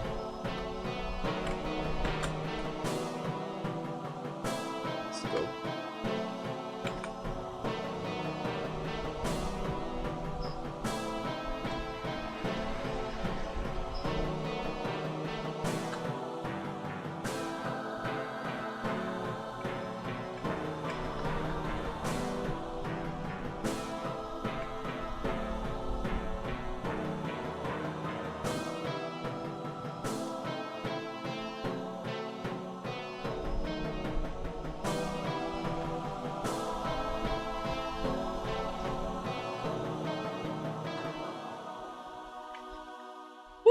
Alright.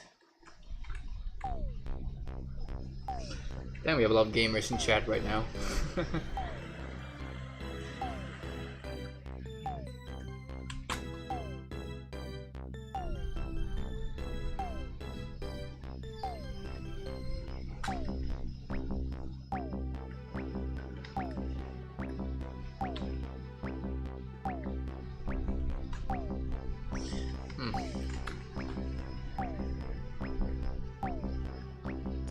Okay, let's now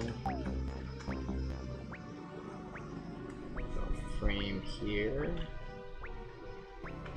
Boop, boop. Okay. And then this thing I'm seeing anyway, so I'll just there we go.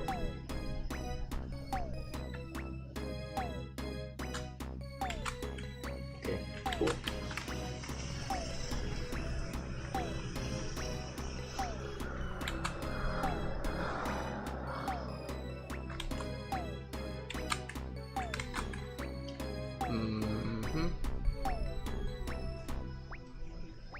Okay.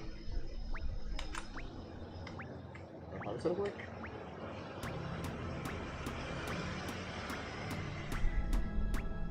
Oh, it's like, okay. I just need to paint this up.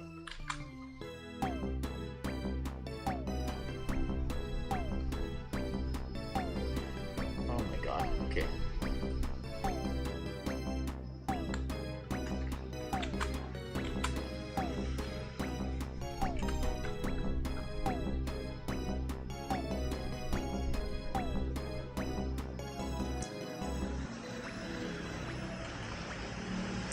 Anyway guys, if you have any questions on Godot, I'm probably not the guy for you, but if you have questions for freaking Blender, feel free to leave them in the comments.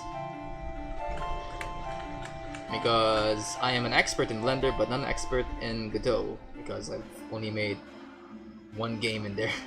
One game in Godot so far, so...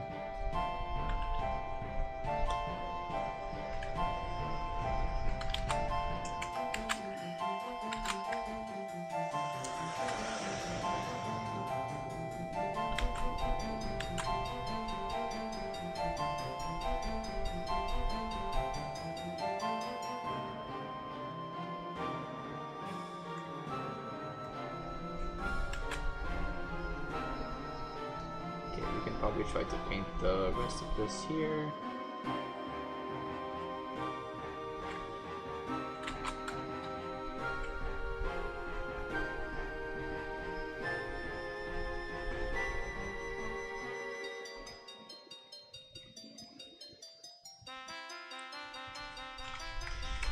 I can't get out of my mind how useful state machines are in coding stuff in Godot. Guys, if you guys are just new to freaking coding in Godot, just learn about state machines first, and you'll understand how powerful it is as a concept.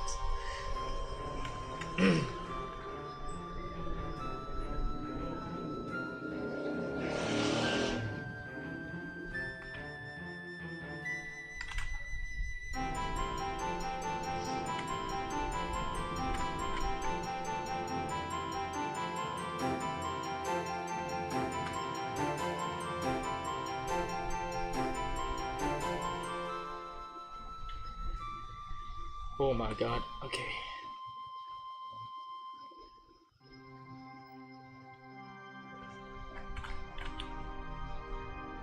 Okay, I'm gonna do all the backgrounds here. Alright.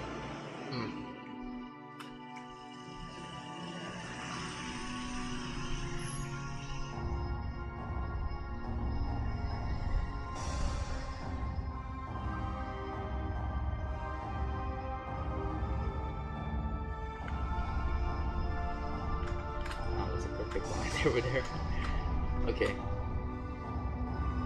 Let me just paint this up. Paint this up. That's okay.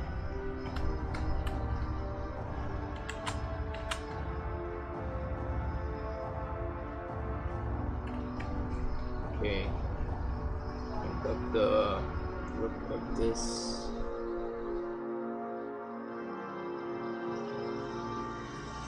Noticing new viewers coming into this stream, and if you're new to the stream, just go to the first 30 minutes if you want to see what my game looks like. It's over there. You want to get a good view of it. It's a very simple game. Don't expect something too complicated out of it. Don't expect it to be the next GTA clone or something.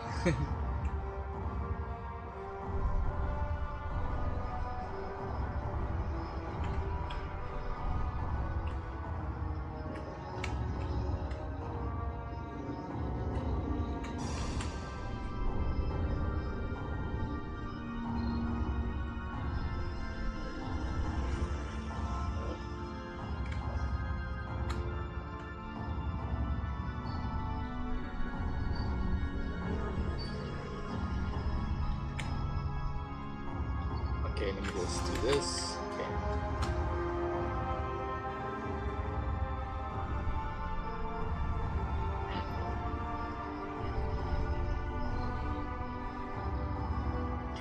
Oh, is my BGM turned on?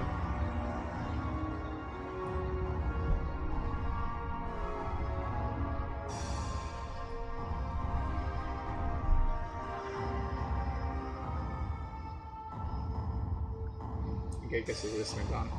Okay.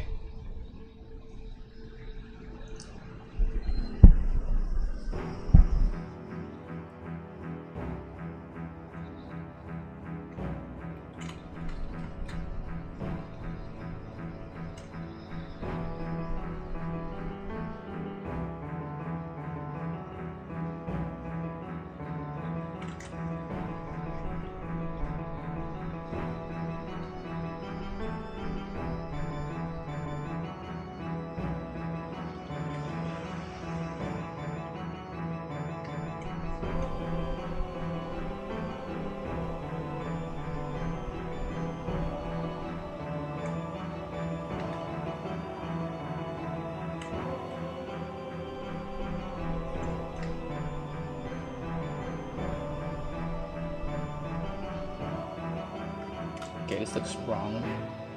Probably put a...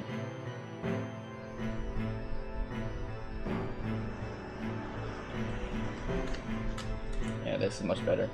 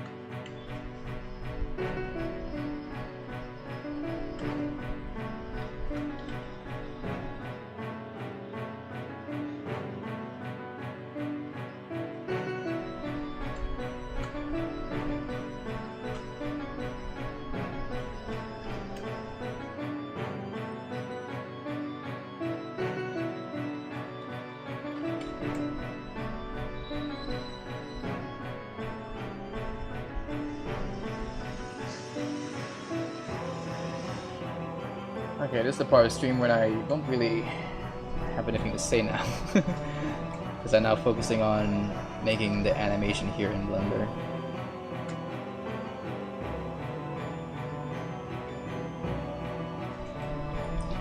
Okay, so we need to just paint up this mask here of his.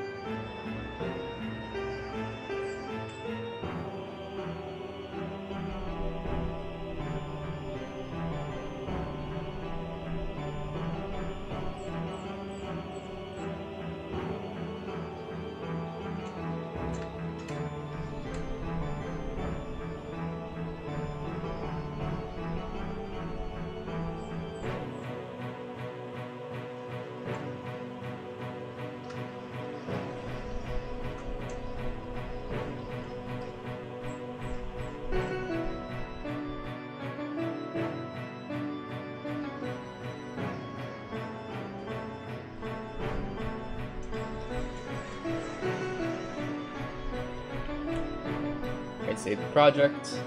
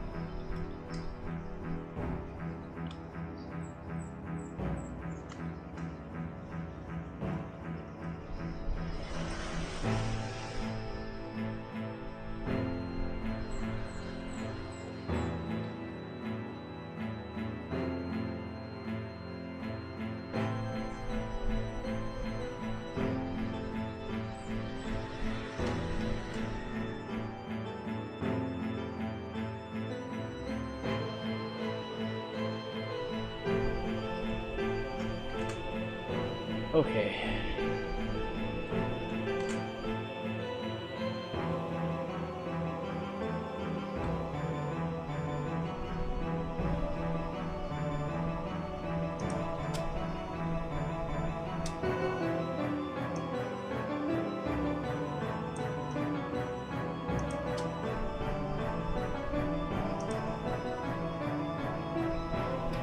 Right. It's the first scene done here. Let's move on to better pastures here. I'm gonna create a new camera.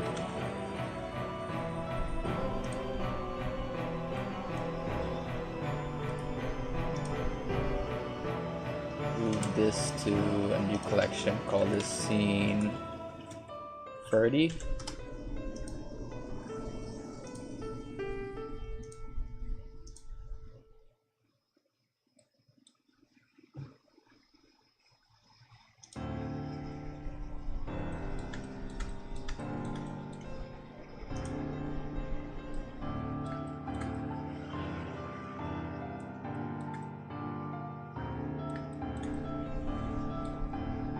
A good angle, like maybe here.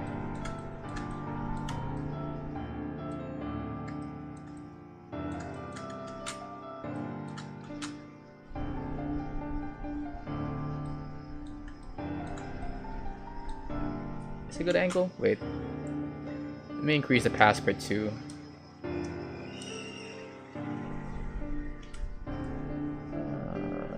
change the end time to 240. I'll hide this collection here.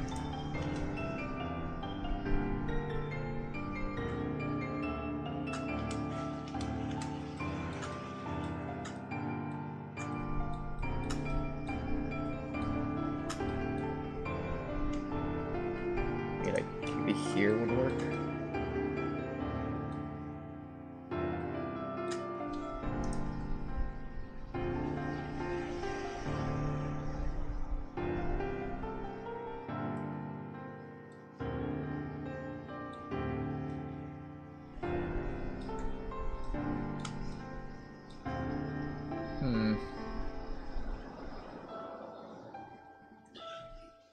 I gotta figure out the camera here because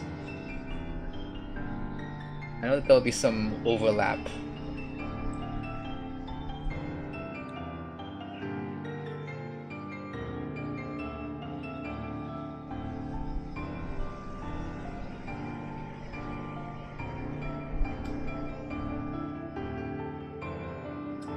So let's start this at frame 120. 120 by 240 or 110.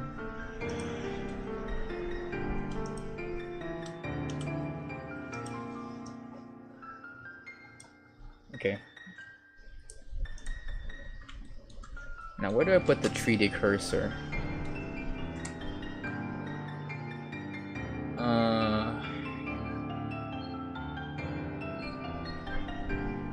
Down on the ground, maybe like here.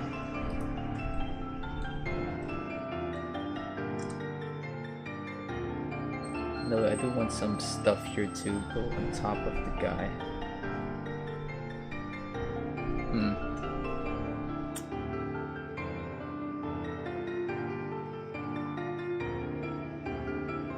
So I painted through here. So make sure that all my grease pencil objects are behind this rope, but there are also some stuff here that I want to be on top of the guy, of the rope though. Maybe I'll just do it here instead.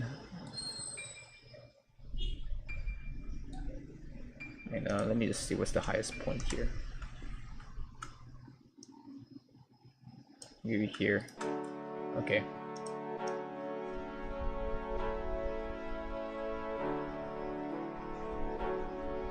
God, okay. Oh my god, I'm feeling a little nauseous here.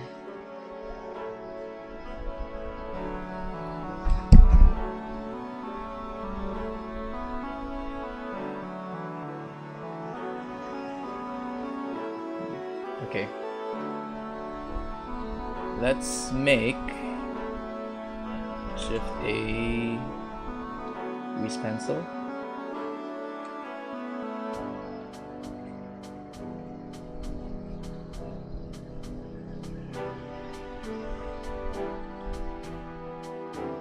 Move to scene 30. Okay. Alright. Gotta make the outlines for this guy now.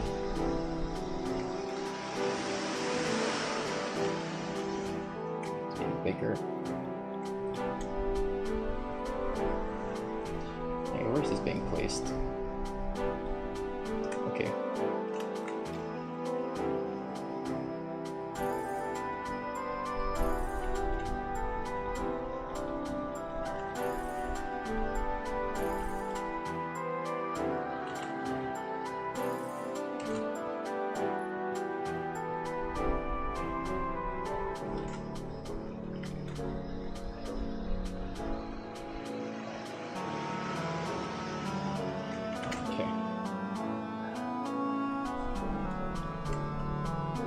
I might have to end the stream early because I feel my stomach wanting to go to the washroom right now.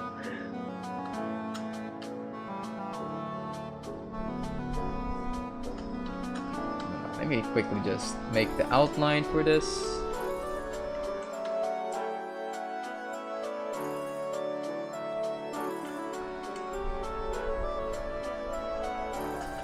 Okay.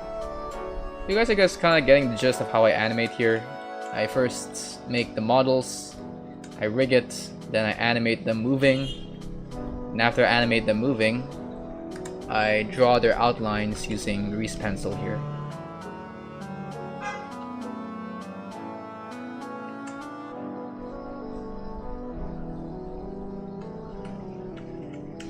A lot of people say that I should just use the grease pencil line art modifier to make my outlines, but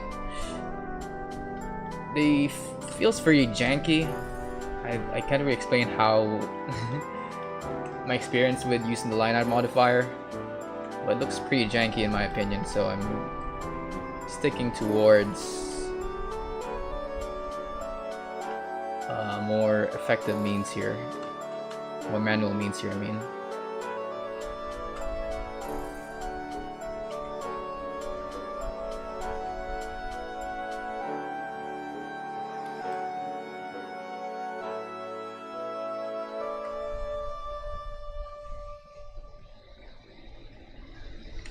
Plus my rigging is pretty bad, if you see this.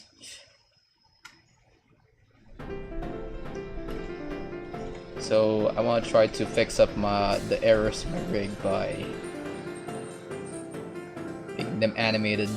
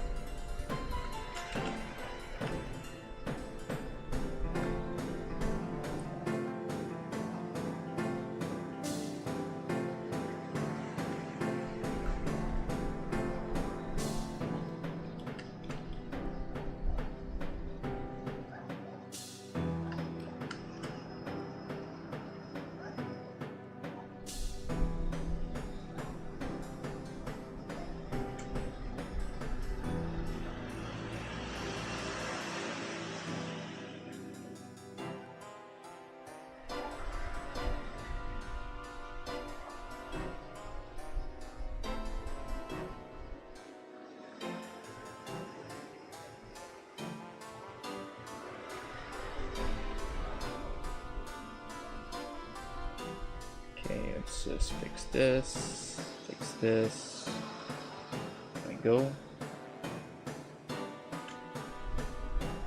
See how this looks.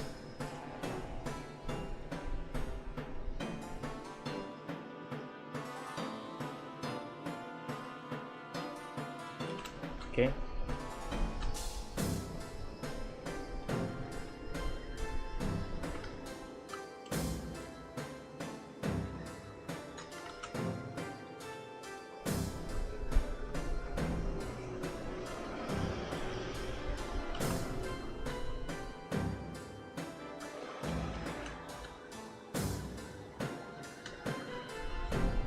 Right.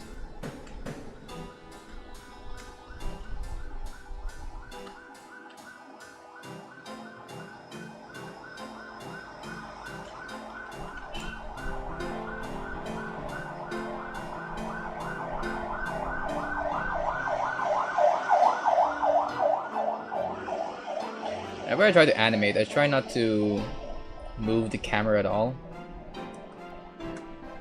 Because whenever I try to move the camera, it results in the grease pencil not looking good, because this is still like a 2D object at the end of the day. So if I move the camera a bit, it will start skewing the perspective of the 2D drawing in mind. So I like to work with static cameras for the majority of this.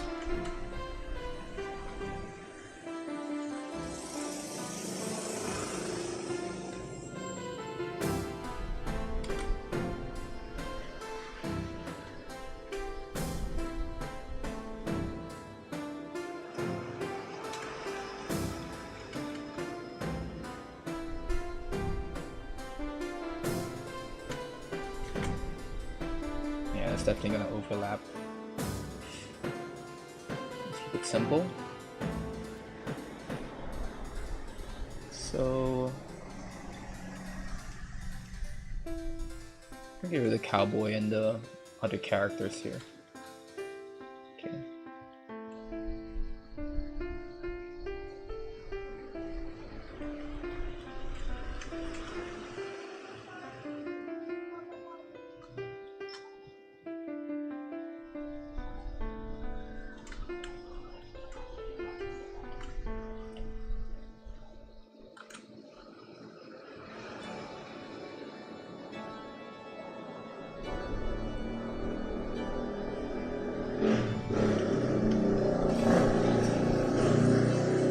Of course, I also added some textures to this, so I might as well include them as well.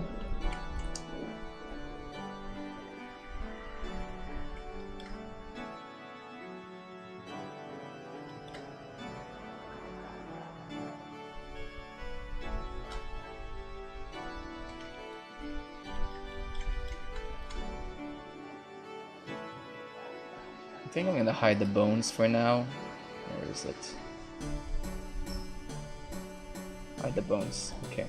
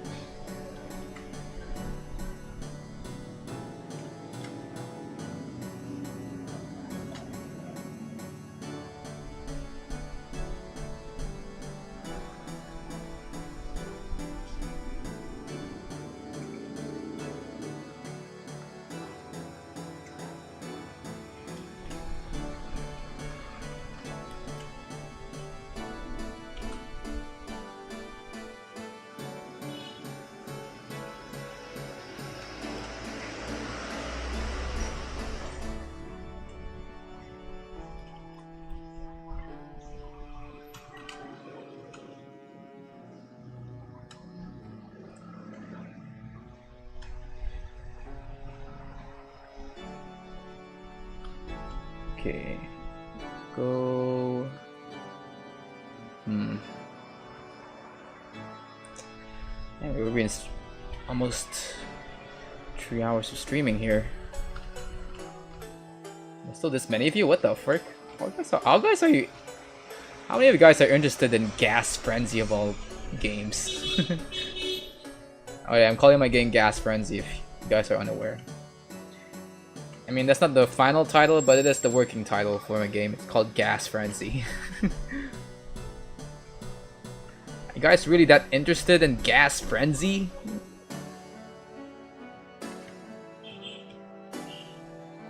Oh well.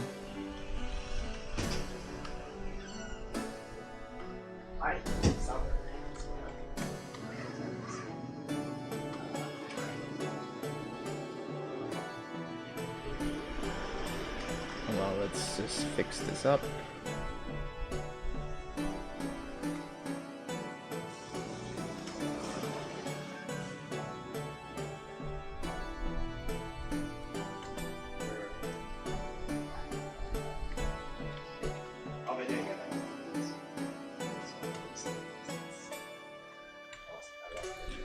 I need to fix and get that little mark off his face. There we go.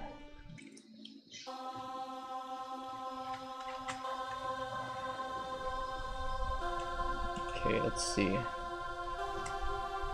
Okay, a lot of lines here. Okay.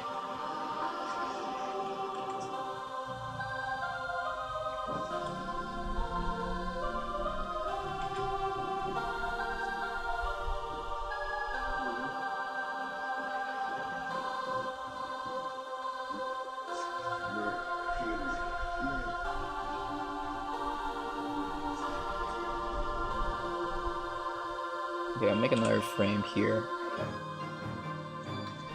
I don't like this. I don't like this wind-up animation I did for his climb, so I'll just skip on all of those movement here. So I'll just stick to here.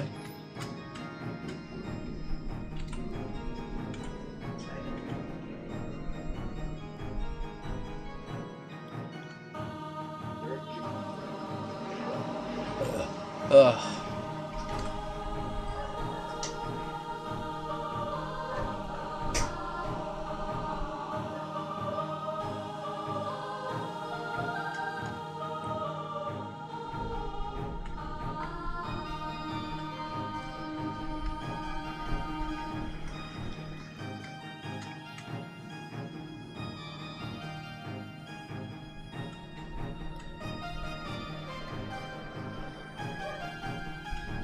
Oh, wait. I think it's over here now.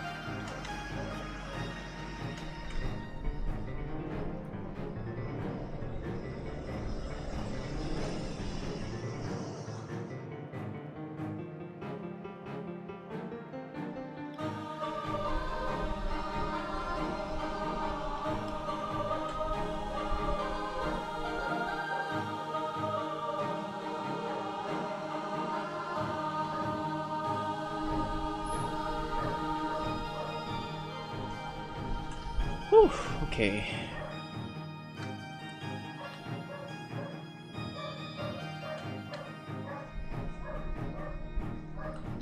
You know, for the past few days that I've been learning Godot, I freaking neglected the idea of me making a Harvest Moon animation for the past couple of days now. To be honest with you guys, I don't know if I'll ever push through with that project. Maybe I'll leave it as a series of live streams for now, where I just 3D model some Harvest Moon fan models. Because A, I am working on another existing animation here, which is the wrestling animation, and B, I want to touch more into game development, so who knows what will happen in the near future.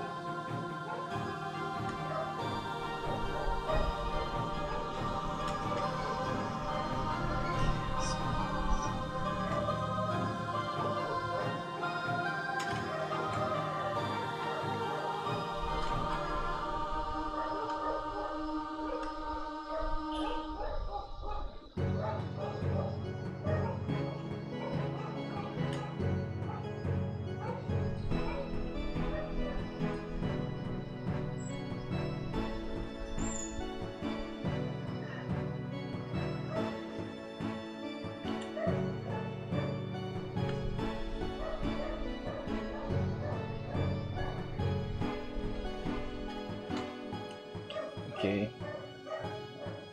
Up you go. Stroke up in here. Now let's make his back.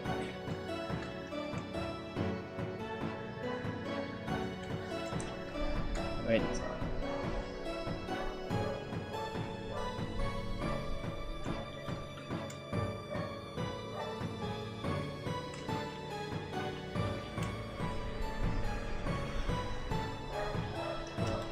Go.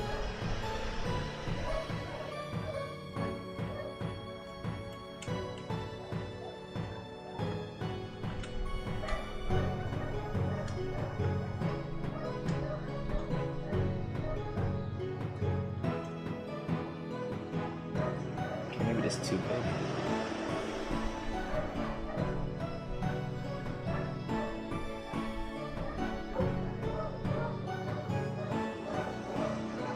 Go. Yeah, and with the grease pencil, I can easily edit out these mistakes, like this hand clipping out of the arm and shit like that.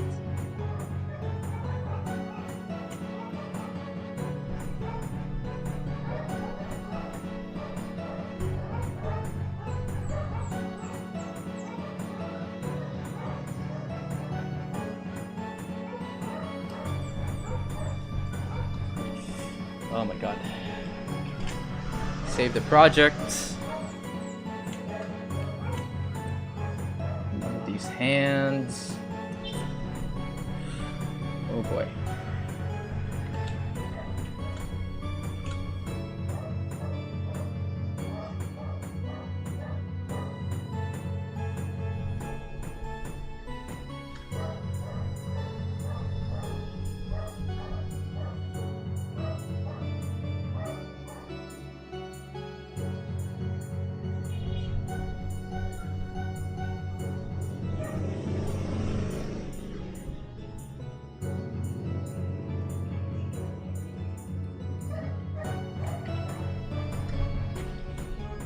Okay. How's it looking so far?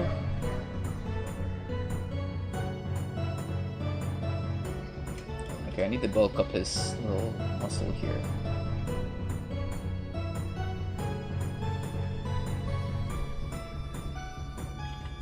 Oop. Make sure my freaking was correct here. Okay.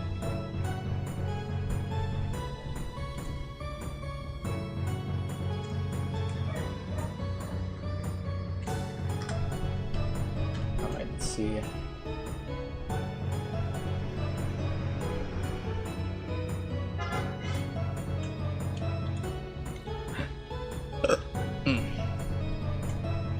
Alright, switch this to material.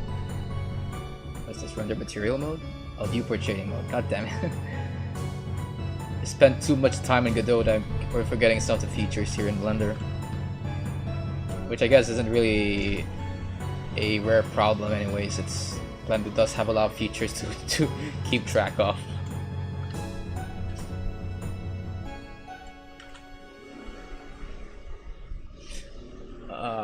Okay.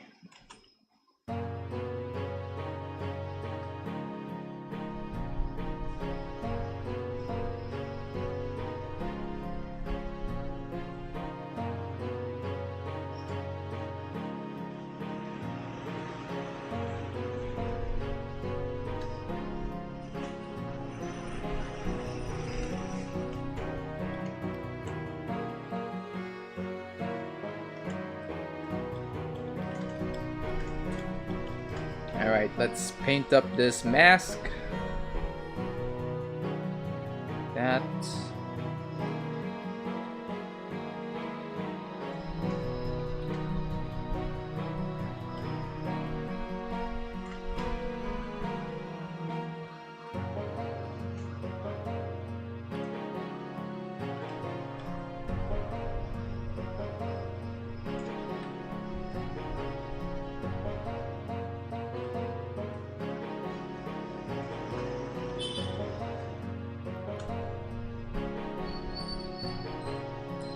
Okay, I'm not sure if I can finish all the outlines here by the end of this freaking stream, but you guys gotta see what's happening here. I'm just tracing all of the necessary outlines here. Oh, too big.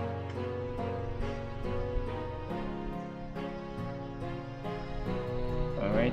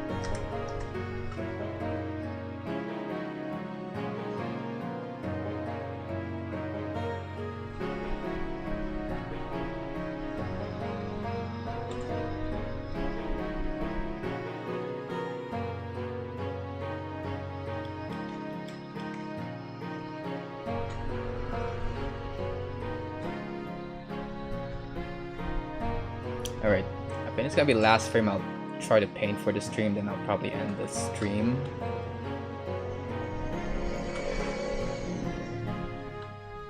Still forgot to like make some outlines for the last scene here.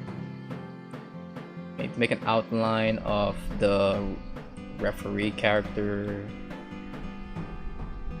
right here on this other scene, on scene 29. Other than that, we are pretty much good to go here. Let me just finish up this one outline, then we will continue this on our next Blender stream.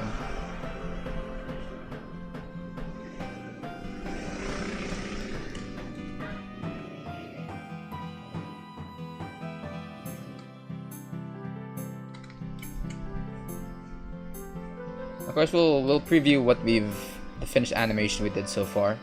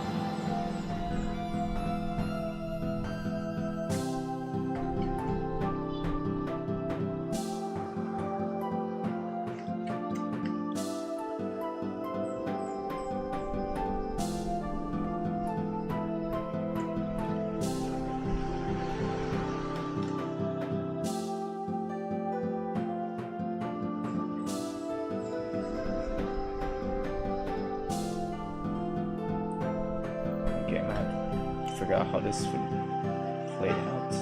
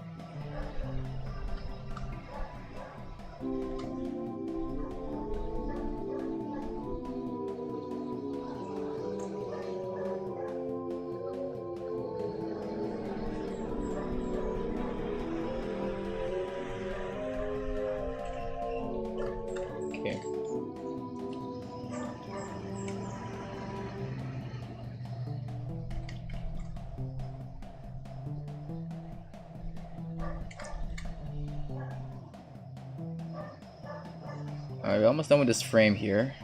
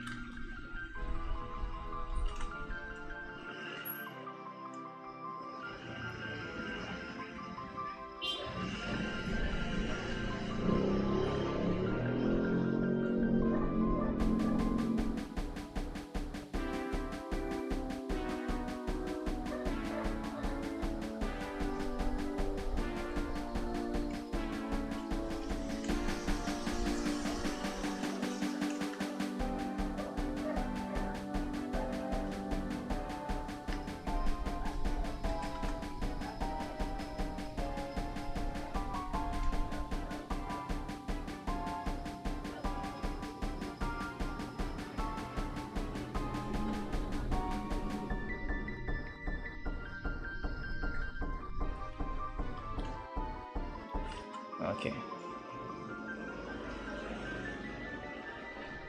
That's... Alright. Okay, we'll call it a day now. Alright, so just to recap, here's what we've made and checked out so far. This is the unfinished, I guess, animation here of him going up. And then over here,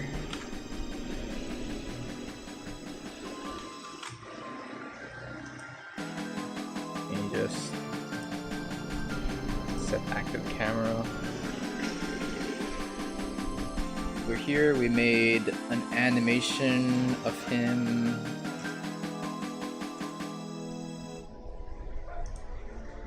going towards the ropes here. Oh wait, 0 to 120.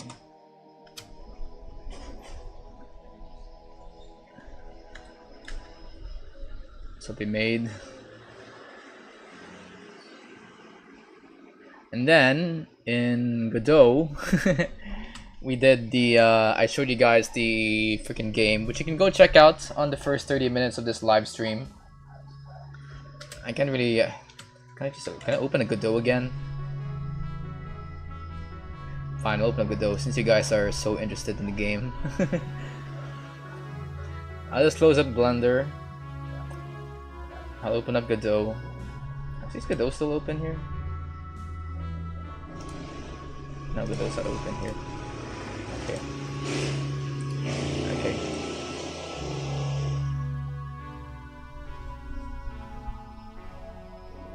I mean, you can already see this if you rewind the VOD, but here is the Gas Frenzy freaking video game we did. I mean, you guys didn't do anything. I did this. Where is it?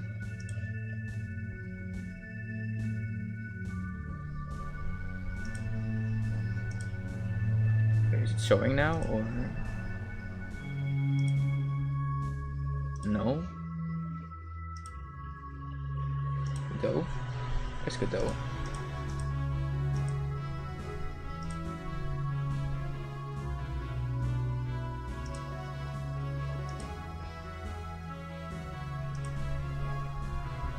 Godot? What the frick? I'm new to the game. And Godot's open in my end. Why is it not showing up in OBS?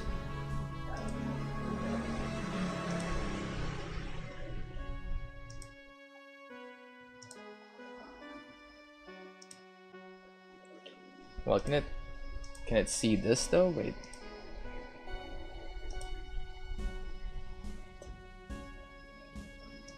God damn it. Fine, let's do capture hole, I guess. There we go. Alright, so if I go down to here, open up Godot. My raise up. Oh my god, it's like popping out a little bit. Anyway, if I go up to Godot here, I play my game. Here's how my game looks like so far. Look at that. And you can see my middle character is also like flapping its wings as he collects gas. I mean, refills gas in the gas station. So yeah, this is how my game looks like so far. If you guys like what you see, be sure to like and subscribe. I'm gonna keep making more games in the future because I feel like this is so much fun to me. And yeah, with that being said, I'm gonna end the stream here. Now, go read a book. Bye bye.